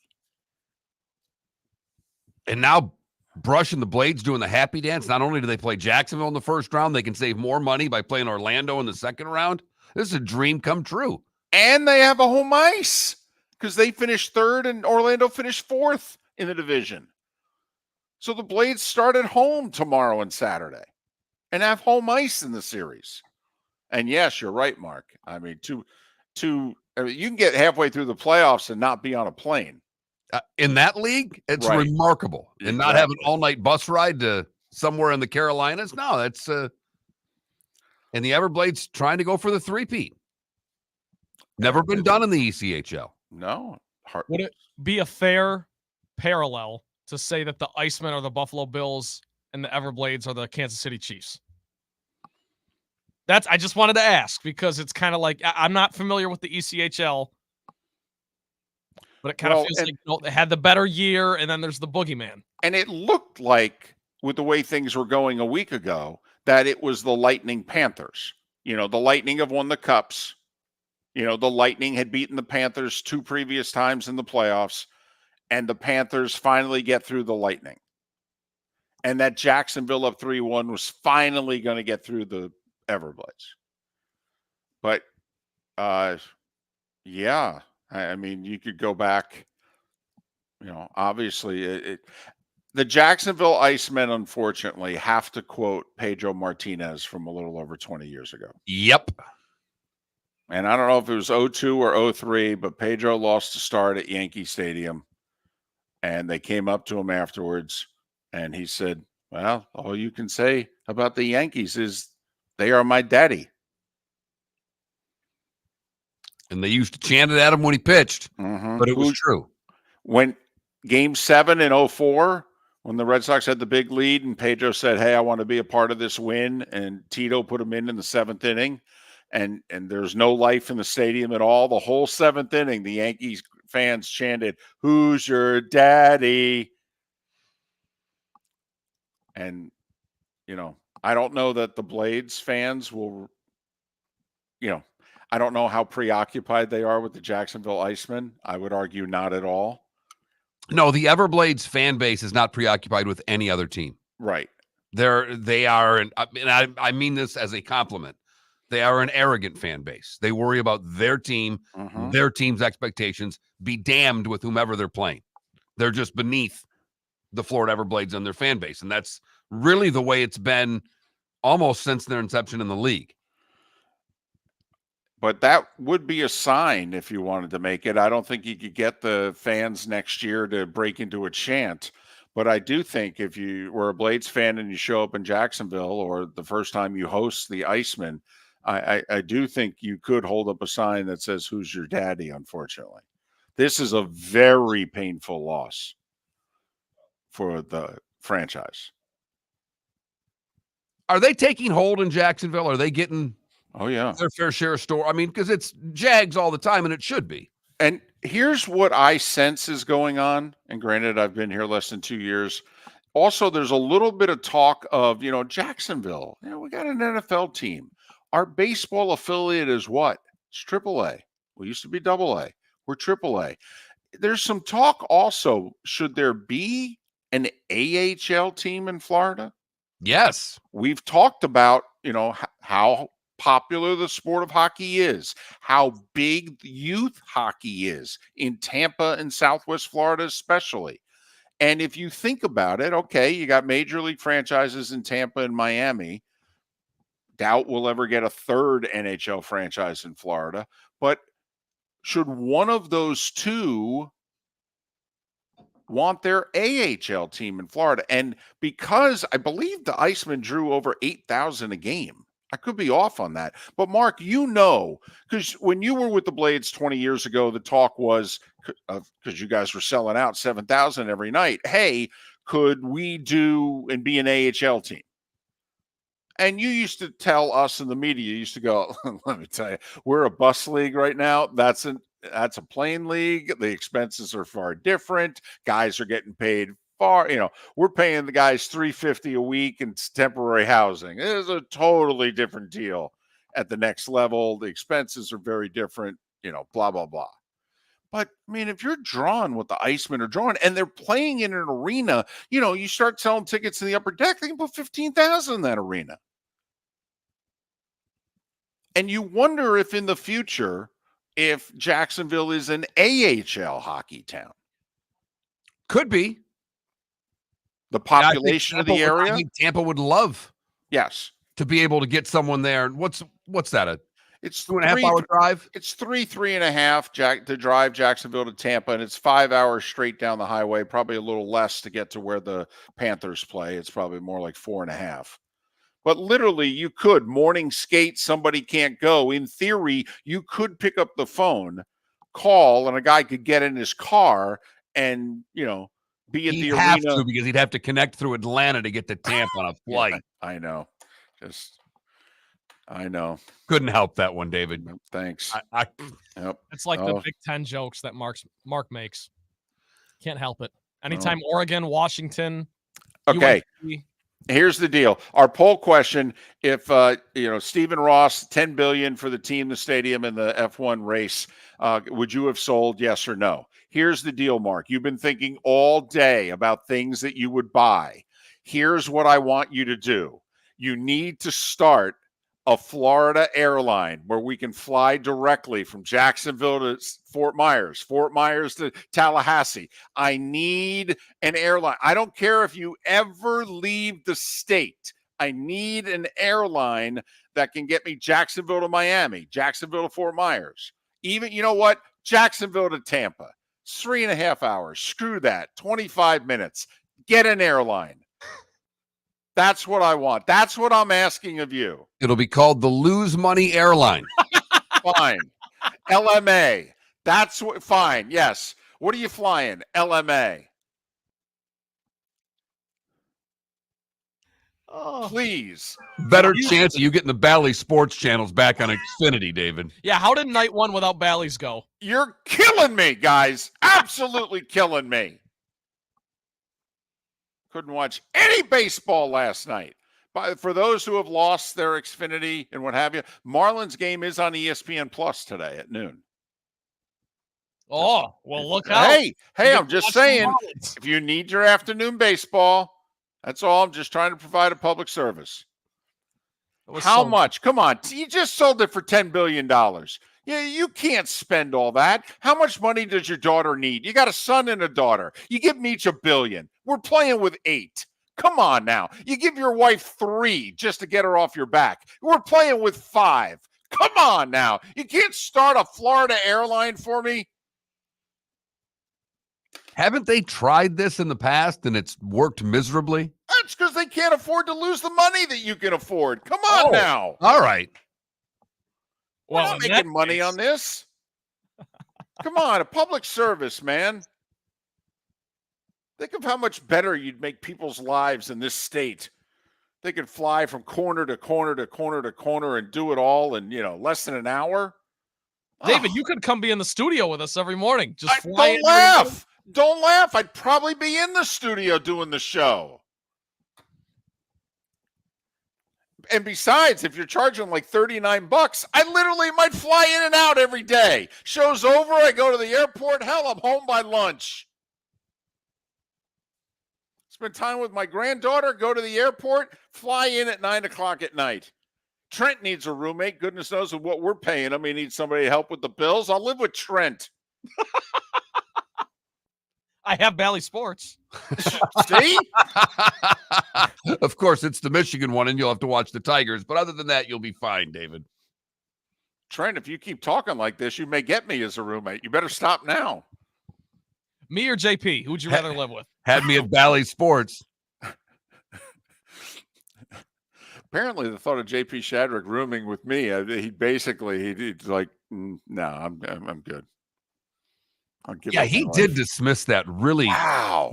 Not just quickly, offensively. Yeah. I mean, it was right.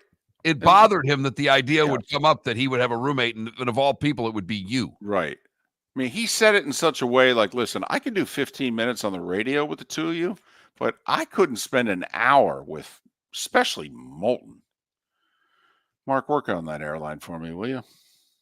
Located on the East Trail, locally owned Naples Tiki Bar and Grill is an outdoor eatery next to the Hitching Post Shopping Center. Island-inspired food with a true tiki theme. The best place in Naples to enjoy the beautiful weather in Southwest Florida. The Naples Tiki Bar and Grill offers a great menu for dine-in or takeout. Enjoy our famous pulled pork, huge burgers, and tiki bar cocktails. Don't miss happy hour every day from 3 to 6 and live music 7 days a week. See you soon at the Naples Tiki Bar and Grill, 11498 Tamiami Trail East. Visit Jason and Todd at the Diamond District. Hi, I'm Jason. And I'm Todd with the Diamond District. I believe in complete transparency. If you're shopping for diamonds in Naples, you're paying too much. If you're shopping in the Cape or Fort Myers, you also won't see the selection you deserve to have.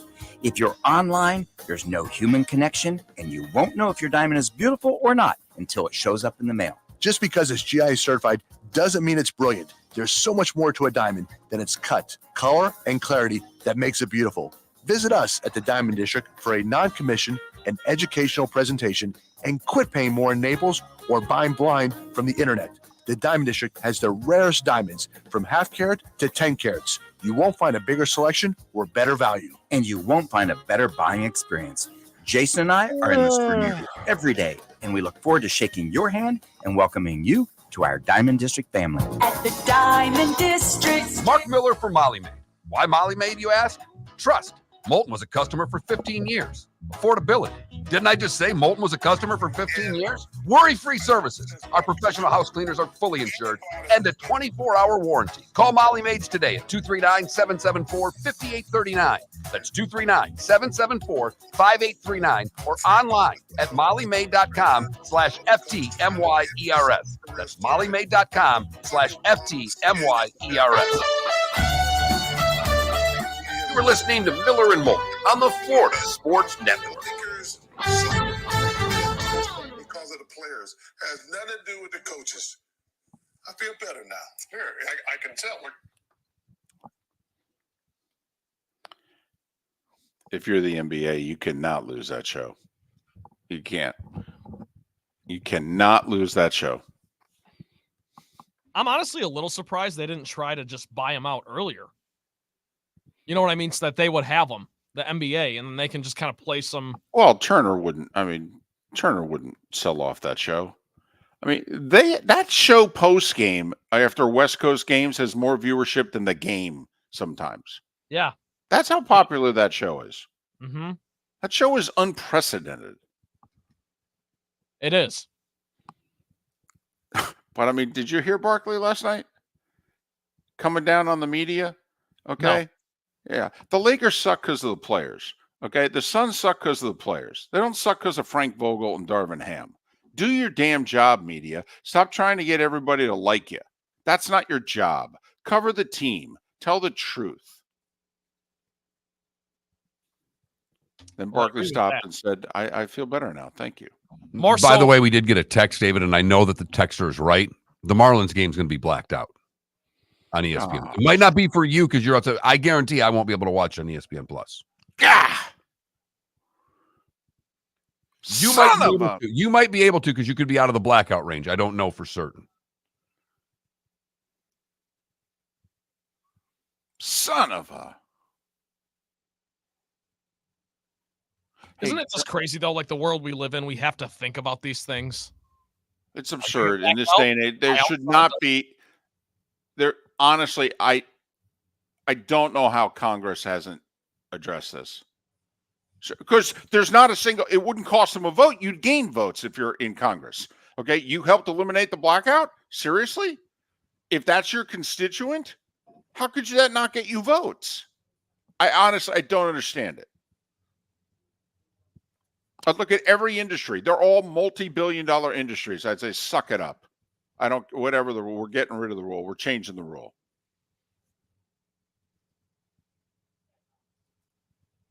We can do it. We're Congress.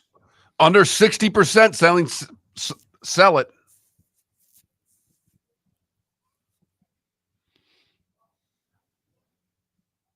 Hey, aren't we going to find out tonight once and for all what the deal is with Austin Matthews? I mean, he's been sick. Okay. He got pulled from game 4 in the third period.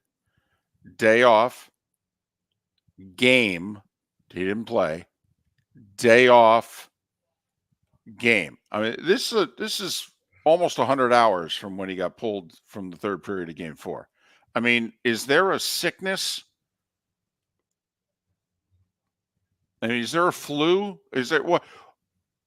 I mean, this has got to be serious. It's either got to be an injury, and they made the excuse of saying it's sickness because they didn't want people to know he was hurt, or like I'm wondering, does he have a concussion? Is it COVID? I mean, or if he has an illness, if you know what I mean. Yeah, it is a little weird that they haven't said anything. Like it's so vague that it makes you think it might be something really serious. And Trent, Mark, is there a team in North America that has more people cover it than the Toronto Maple Leafs? The Yankees? I don't know. No, I mean, I don't know. Right. And that's the other thing here. Okay. All the people that cover the Leafs, we can't find out what the hell's going on. Because I'll tell you what, if it was if Derek Jeter was pulled from a playoff game and they're facing elimination and Jeter's not playing because he's sick, and there's another story there, I would bet my life that someone in the New York media would find out what the truth is. My life. Or like Dak Prescott. Someone would figure that out. What, as to what the story is? Yeah, he's the Cowboys. Yeah, I'm just saying, like, if the Cowboys, if Dak Prescott couldn't play in a playoff game because he was sick, I mean, there would be. Yeah, Jay Glazer would have it. Right. There's no way a story this big Jay Glazer wouldn't have. All right. Well, we are coming back. In 3, 2, 1. Welcome to the bonus hour, brought to you by Jason and Todd at the Diamond District. And now, here's Mark Miller and David Moulton. 21 minutes past the hour, Diamond District bonus hour. Do you stop by the Diamond District for Mother's Day, by the way? I probably should, but I don't have the bankroll to go that big for Mom or the wife for Mother's Day. The wife won Christmas. Right. My trips to the Diamond District are limited, although she turns 50 this year, so I don't know what I'm going to do for her birthday. I was going to take my wife to Vegas. All right. She wanted to party for her 50th. And we think party. I think your wife.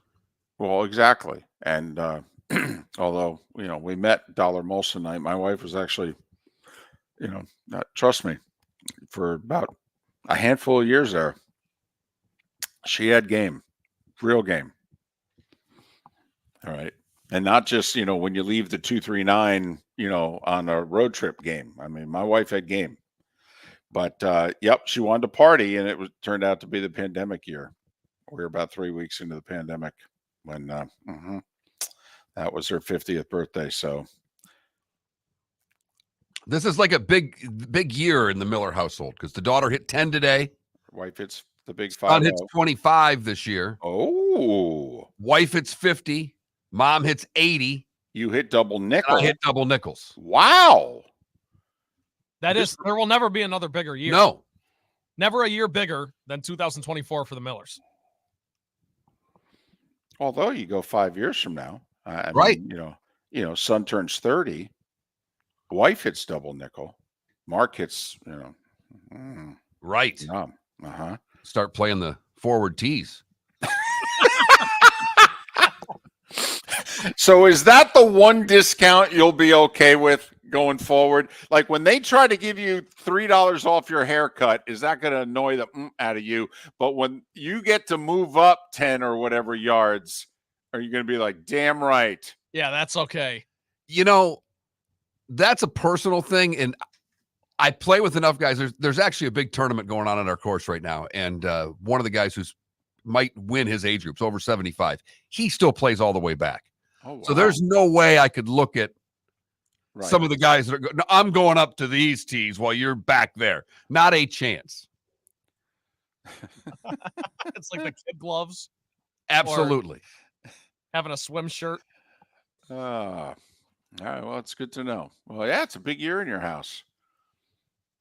All right. Yeah, you know you're going to have to do something for 5-0. You are going to have to do something. Oh, I know. I know. Are the Leafs going to do something tonight? Man. So the Bruins have lost their last 4 games in which they've had a chance to move on in the playoffs. They were up 3-1 on the Panthers last year. We all know what happened. They were up 3-1 on Toronto. The other remarkable part about that, Mark, is 3 of the 4 losses are all in overtime. Games 5 and 7 to the Panthers and game 5 to the Leafs. But then on top of that, Mark, the Leafs are 0-6 in their last 6 home playoff games. Correct. Something's got to give. Now, Austin Matthews still don't know what his status is for tonight. Okay, can we do a sidebar here? And yes. This is dangerous because you can end up foolish. You know, this is hockey. The standard of toughness, quite frankly, is as high as it is in any other sport. Whatever you think of tough, you think of hockey players in the Stanley Cup playoffs. And that is, if it's not the gold standard, it is right there. And Austin Matthews is, quote, sick, unquote. According to reports, he played through the sickness on game 3. Couldn't get through it in game 4. Did not play in game 5. An illness, they're calling it. Well, I have to admit, to me, it's a little different being sick and then having an illness. Like when I think if you have an illness, I'm not thinking the flu, if you know what I mean. Right. But I mean, it's a hockey player. We all have the stories in this country. I mean, obviously Jordan, game whatever it was, 5 or 6 against Utah that one year. I think it was game 5 because the series, I think, was 2-2. And they were in danger of actually falling behind in a series, late in a series, which during all their title runs, they never were. In the finals, anyway. I mean, Austin Matthews, 69 goals. One of the, if not the most expensive player in the league. Star of the team. Hockey. Playoffs. Toronto. I mean, this is without the resume, but in terms of fandom, this is the Yankees of that country. And I would argue even a touch bigger. Well, I really would. Because hockey's bigger than baseball now in this country. So, yeah. Hockey in Canada versus baseball in America. So, I mean, the Leafs are the Cowboys, right? Yeah. And probably more popular in Canada than the Cowboys are in America. And less successful. Yeah. Which isn't. Well, I mean, relative. I mean, the Leafs run, pre-67 was pretty good, but I hear you. But I mean, he's sick. I mean, there's a part of me at this point, either he's got to play tonight, but if not, I think you got to come out and tell the truth. Which never happens in hockey, but you're doing him. This is not going to go over well because people think he's missing the games because of the flu. Right. When in reality, it could be something a lot more serious. Yeah, concussion, COVID, an illness, something, I don't know, something's wrong with his, you draw blood and it's like, your levels aren't good, man. You got something going on. Right. White blood cell count, whatever. I mean, Mark, you and I have been around the sport. You worked in this sport for nearly 20 years. A star, any player, but a star player. David, any player being out because of a sickness for this long is unusual. And the sport has lived on the untruth when it comes to why players don't play. Oh, his leg's injured? He's got an upper body injury. Right. They've never told the truth. They're not required to tell the truth. And it puts Austin Matthews in a very tough spot. Yeah. Being the face of that franchise. It's almost unfair to him, right? Because us as fans, as media, whatever, fairly are like, what the heck is wrong with him? And it is amazing, in a quick just sidebar, David, that they can get away with, now gambling as widespread as it is, that they can get away with upper body injury. Oh, don't get me started. No. It is sport that gets away with it, David. It is remarkable also. Well, listen, they lie in the other sports too. I mean, but think about it. There's nothing bigger than the NFL. NFL teams get fined. They lose draft picks. Okay, owners get taken out back at the owners' meetings to the woodshed. You cannot lie on the injury report. It's a big deal in the NFL. And why it isn't in other sports is beyond me. We shouldn't have to be guessing right now about what's going wrong with Austin Matthews. The NFL mandates 90 minutes before every game, you have to declare who's active and who's inactive. There's no guessing up until game time if somebody's going to play. If they're made active 90 minutes before the game, they're going to play. Now, hockey, I mean, they almost had an exception because two guys collided in the pregame warm-up the other day, and the one guy took a pretty good shot, went down. It's like, oh, maybe he's not going to play. But it was Cousins, and he ended up playing in the game for the Panthers. But, I'm very curious. I mean, if he doesn't play tonight, this can't be the flu, can it? I don't know. And if we shouldn't have to give that answer right now. And if it is, I don't know how he'll come back from this.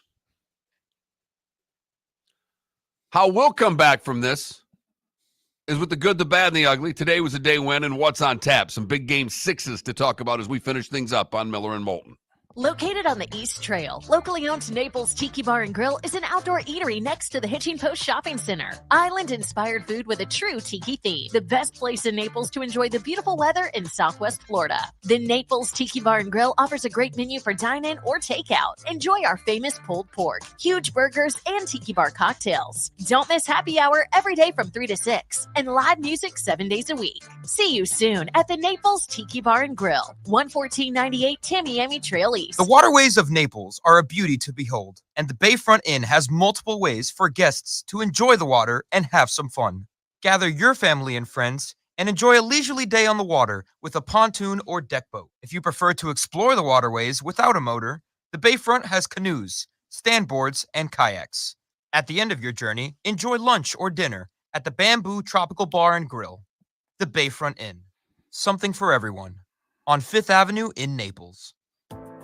The law firm of Michael F. Hornung specializes in criminal defense, DUI, personal injury, nursing home claims, and auto accidents. I'm a former prosecutor with over 34 years of experience. The information I know is information you need to know.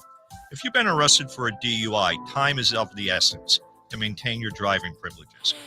Call the law firm of Michael F. Hornung for a free consultation. At the law firm of Michael F. Hornung, we are committed to excellence in your representation. Being a local attorney with local knowledge is clutch to the success of your case. For over 30 years, we have successfully represented the citizens of Southwest Florida. For a free consultation, call 239-437-0095. That's 239-437-0095. Our offices are conveniently located in Fort Myers. Visit online at mfh-law.com. You are listening to Miller and Moulton on the Florida Sports Network.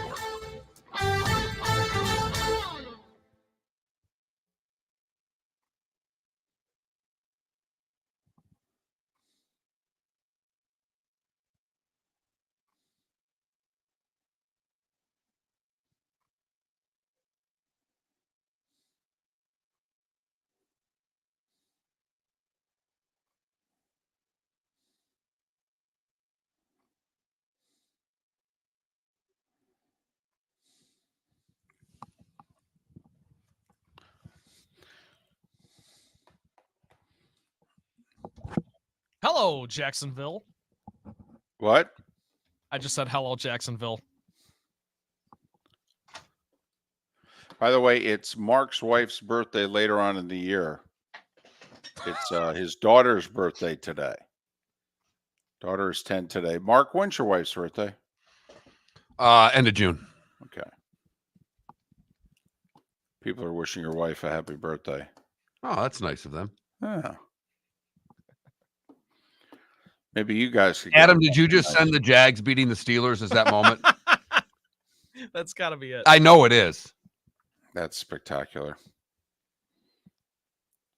2017 playoffs. I'd bet anything it is. I'm not clicking the link, but I am clicking the link. They put like 45 points on the board that day, too. I gotta watch.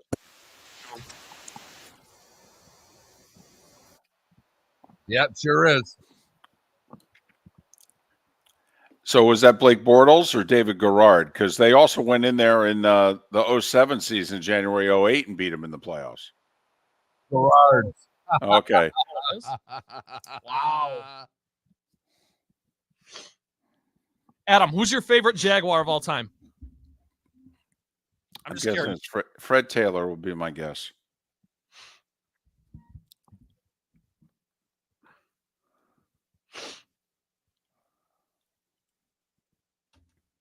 Gosh, I really hope the Lions aren't just the 2017 Jaguars. That would crush me. Yes, it would. If they just it would. If they spiral after this, get the number 1 pick, all that stuff. Oh. Now I can't get that out of my head because that AFC Championship game was very similar to how the NFC Championship game this last year was. You know, Johnny Mac, that's a good point because Adam had still has an unbelievable man crush on Gardner Minshew. Look at Adam. He can't answer it yet. Dang, this is tough. David, favorite Giant is LT? Yeah. Mark, favorite Lion? Do you have one? And Barry. It's very disappointing that he's the person that he is because, LT? Yeah, because he was amazing. See, I'm not a Yankee. I didn't grow up a Yankee fan, although I admire the hell out of him. But like of my teams, he's the best player of the teams I root for ever.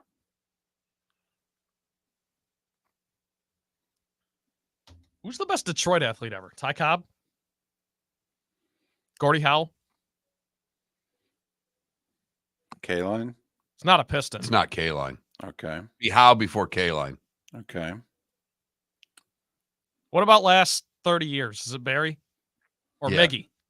It's not Miggy. Triple Crown and MVP.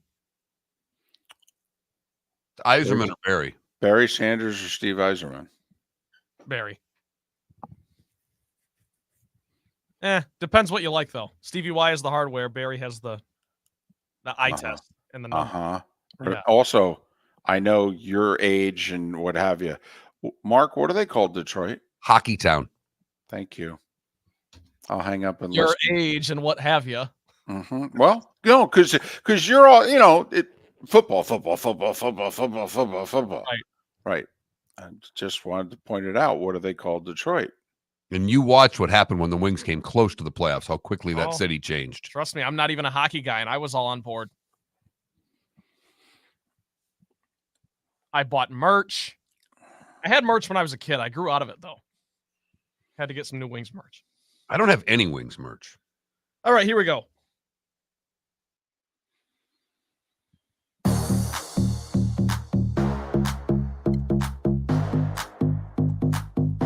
Welcome to the bonus hour, brought to you by Jason and Todd at the Diamond District. And now, here's Mark Miller and David Moulton. 22 minutes till the top of the hour, 16 until we're done talking. Kurt Becker to preview the Kentucky Derby. Pat Kerwin to talk about life and the pursuit of the happiness in the National Football League. Or is that the pursuit of free agents in the National Football League of what's left? Isn't that that's what's upcoming, right? We've got that. There's still like 15 really named guys out there than which you're like, well, okay, draft's done. Now, some teams could be waiting until after June 1st because some of them with designating guys June 1st cuts. They're going to get a lot more money to spend in 4 weeks, but there's still a few guys like Tyler Boyd. Tyler Boyd could be a number 3 receiver on, I don't know, 8, 10, 12 teams probably in this At league. least, yes. Yeah. And he's out there. He's just now, after the draft, starting to do some visits. Chargers, I know, one of the teams. Huh, okay.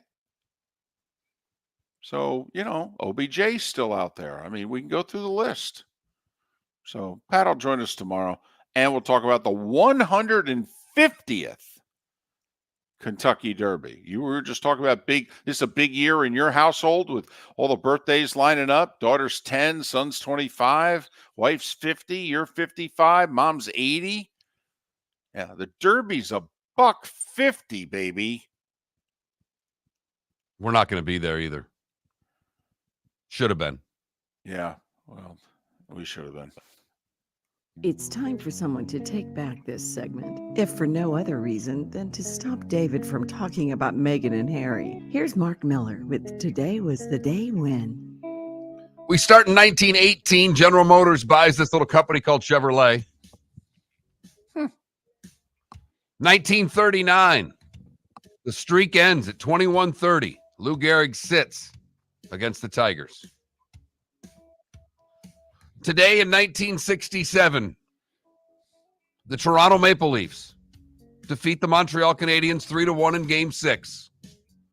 They would win the series 4-2 and hoist Lord Stanley's Cup. For the last time ever, apparently. Ever. Earl Campbell is the first pick by the Houston Oilers today in 1978. And they went all the way to the AFC Championship game. So think about that. Have the number 1 pick of the draft. And 8 months later, you're trying to take down the Steelers in the middle of their dynasty at Three Rivers. Austin Powers International Man of Mystery was released today in 1997. Yeah, baby. Yeah. Cheesy as hell, but good. Iron Man was released in 2008. We killed Bin Laden today in 2011. Our guy, Mark Zinno in Atlanta, he very poignant, emotional post on his X account. I encourage everybody to read it. He was over there because he was in the reserves, and he was over there when we killed Bin Laden. And he goes and tells the story of that day and his phone ringing off the hook, his family from home, and just what it felt like to be over there. Talked about also what it felt like to be an American on that day versus now 10 years later, because it was 2014, right? 2011. Oh, 2011? Okay. And he just talked about it. It's worth your time. Mark Zinno, Zinno. Today in 2015, Mayweather beat Pacquiao in a fight that should have happened 8 years previous. Oh, man. Boy, was that a disappointment. That fight was the only chance for like my generation to experience a real big boxing. Yeah, and it was 5 years too late. We all bought it. I mean, we didn't buy it. Our parents bought it, but we all watched, we were all tuned in. Have you paid for a fight, Mark, since? No. I have not either. I watched it with Gary Danielson over his house. I do think Pacquiao got hurt, though, in that fight. Early. The first 6 rounds, it's not a bad fight. And then Pacquiao's got nothing the final 6 rounds of that fight. And today in 2016, the 5,000 to 1 shot, Leicester City wins the Premier League. Awesome. Jamal Wilkes is 71. Silk. The Rock is 52. David Beckham's 49, and Kyle Busch is 39. What did I miss, David? Well, some anniversaries today. People died today. Senator Joe McCarthy died today in 57. J. Edgar Hoover died today in 72. What was he wearing? Unbelievable. Can't believe you went there. Today was a big day. Today was basically the day World War II ended. The German troops surrendered to Allied forces in Italy. Berlin surrendered to Russia. I mean, I'm not sure when the actual official day is, but today was kind of a big day in 45. I'm just saying.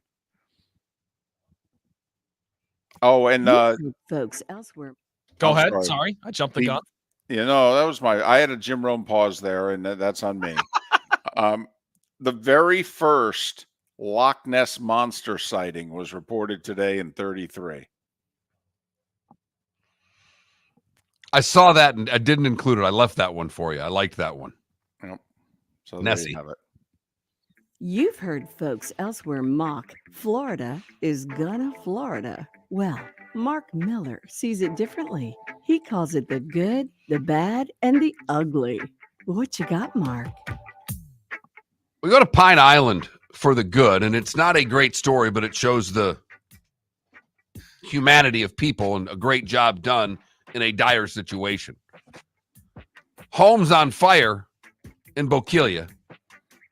People aren't home. People who live next to the home called 911.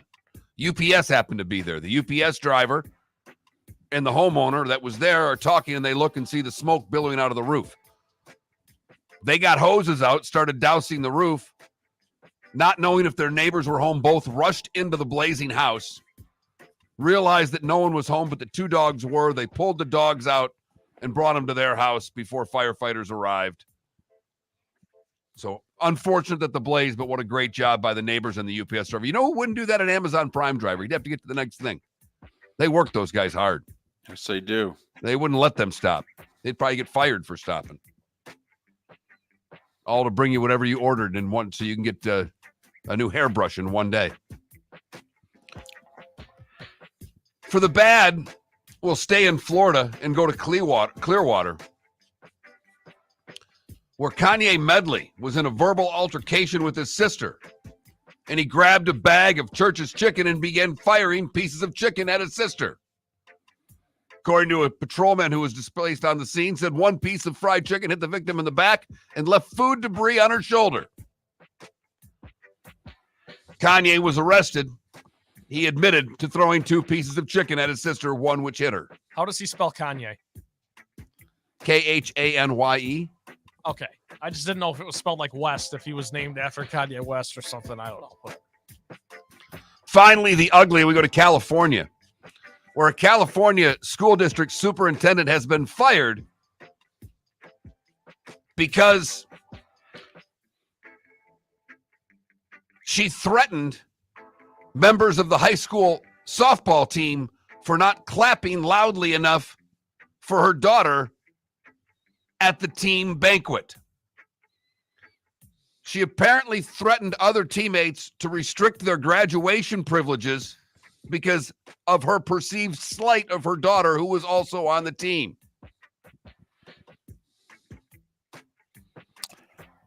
Wow. The issues this young lady is going to have later on in life.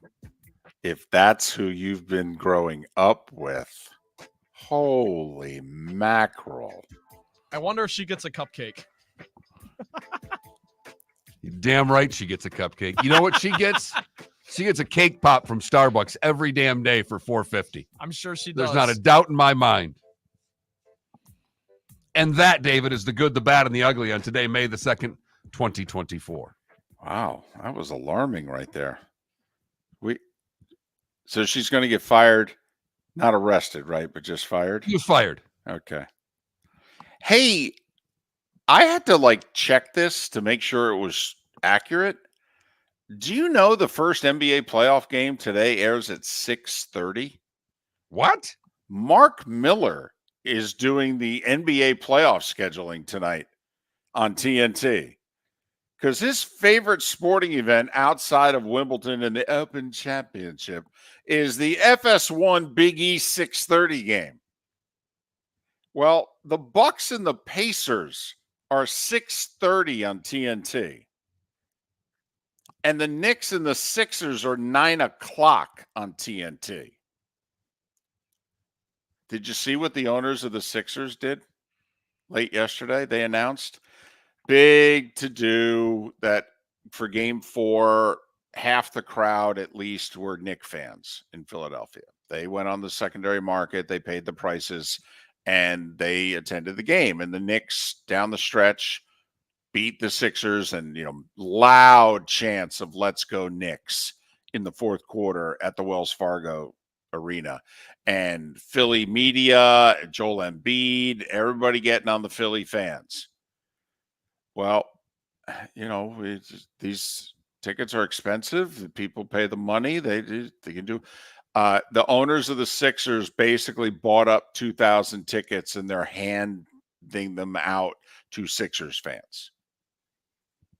So whatever the attendance is tonight, subtracted by 2,000 because they didn't make any money on 2,000 tickets tonight.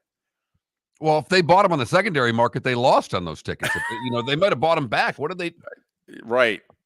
So that's how big a story it became in Philadelphia. The owners of the Sixers felt compelled to buy 10% of the house tonight and hand it out to people who basically had to prove their Sixers fandom. They're also giving it to police and firemen and just handing it out. Mm-hmm. Well, they even had Dr. J made his plea yesterday to the Philly. What a great city Philly is, and the fans, and got to have them out there. I mean, they went Julius. I know. Oh. Irving. I love Dr. J. If there's one player I wish I could have watched from your guys' era, it's probably him. I'm not even kidding. Not Larry, not Magic. I wish I could have watched Dr. J in his prime. Yes. The answer to that, yes. It's why I fell in love with the NBA. It really and truly is. He was also the first great pregame introduction that I remembered. Who was that legendary PA announcer? Was it Zinkoff? Okay, for the Sixers. And he came up, before the Chicago with the Bulls and, Michael Jordan and what have you. The first great pregame announcement that I remember was the home announcer for the Sixers and how he would just drag out Julius Irving. But anyway, trip down memory lane. So anyway, it's a big to-do tonight, 9 o'clock. It's not like the crowd's going to be liquored up before the game tips tonight or anything either. Thursday night, 9 o'clock, all the Knicks fans who took the turnpike down, okay, they're going to be driving home, getting home at 2 a.m. Oh, yeah, it'll be great. All right, Bucks and Pacers. Who you got? The line's still 8.5. That's right. That's telling me no Giannis, no Dame. If that's the case, Pacers will win and cover. I like the Pacers to win the series before it started. I'll take the Pacers. Knicks and Sixers. Do we get a game 7 back in New York? Oh, yeah. I love Philly tonight. Really? Yeah. What do the Knicks have besides Brunson? No. I'm being very serious. Without Julius Randle, okay, Philly's got Maxey and Embiid. The Knicks have Brunson and Thank you. Mm-hmm. Thank you. They're a better team. They're a better team. They are a better team. But down the stretch, 5 minutes to go in a tie game, the Sixers have 2 options. The Knicks have 1. Can the Sixers get it to the stretch? That's the question. I like the Knicks, but if you guys go. Yeah, I like the Sixers tonight. I like the Leafs too, which is probably a mistake. Leafs and Bruins, do we get a game 7? No, I like the Bruins tonight. Jim Montgomery, the coach of the Bruins, did something interesting. When you're winning in hockey, you do not change the lineup in the playoffs at all. They won games 3 and 4 in Toronto. He made 2 lineup changes before game 5. I mean, it's like, what? I mean, and not because of injury either.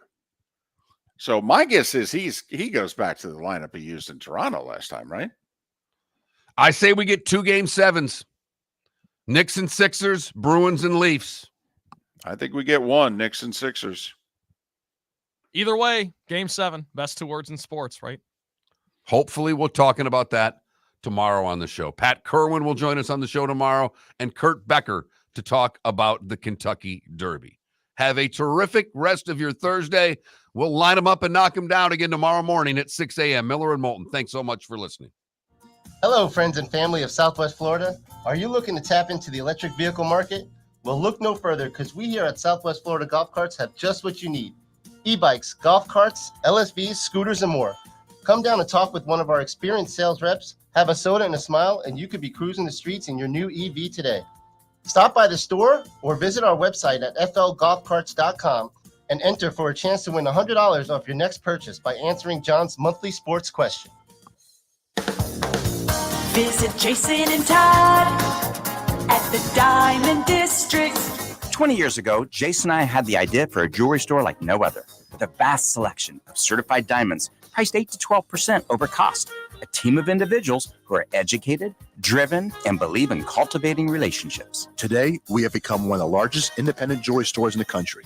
Todd and I love what we do and are in the store nearly every day, along with our GIA gemologists, master jewelers, custom designers, and non-commissioned diamond consultants, all of which we consider family. As direct diamond importers, we travel the world, forging relationships and sourcing diamonds. What we love most about our business is that we can call Southwest Florida our home. If selection, value, and comfort are important to you, give the Diamond District an opportunity. You won't find a better diamond buying experience. Todd and I look forward to shaking your hand and welcoming you to our Diamond District family. At the Diamond District. The law firm of Michael F. Hornung specializes in criminal defense, DUI, personal injury, nursing home claims, and auto accidents. I'm a former prosecutor with over 34 years of experience. The information I know is information you need to know. If you've been arrested for a DUI, time is of the essence to maintain your driving privileges. Call the law firm of Michael F. Hornung for a free consultation. At the law firm of Michael F. Hornung, we are committed to excellence in your representation. Being a local attorney with local knowledge is clutch to the success of your case. For over 30 years, we have successfully represented the citizens of Southwest Florida. For a free consultation, call 239-437-0095. That's 239-437-0095. Our offices are conveniently located in Fort Myers. Visit online at mfh-law.com. Mark Miller for Molly Maid. Why Molly Maid, you ask? Trust. Moulton was a customer for 15 years. Affordability. Didn't I just say Moulton was a customer for 15 years? Worry-free services. Our professional house cleaners are fully insured and a 24-hour warranty. Call Molly Maids today at 239-774-5839. That's 239-774-5839 or online at mollymaid.com/FTMYERS. That's mollymaid.com/FTMYERS. You are listening to Miller and Moulton on the Florida Sports Network.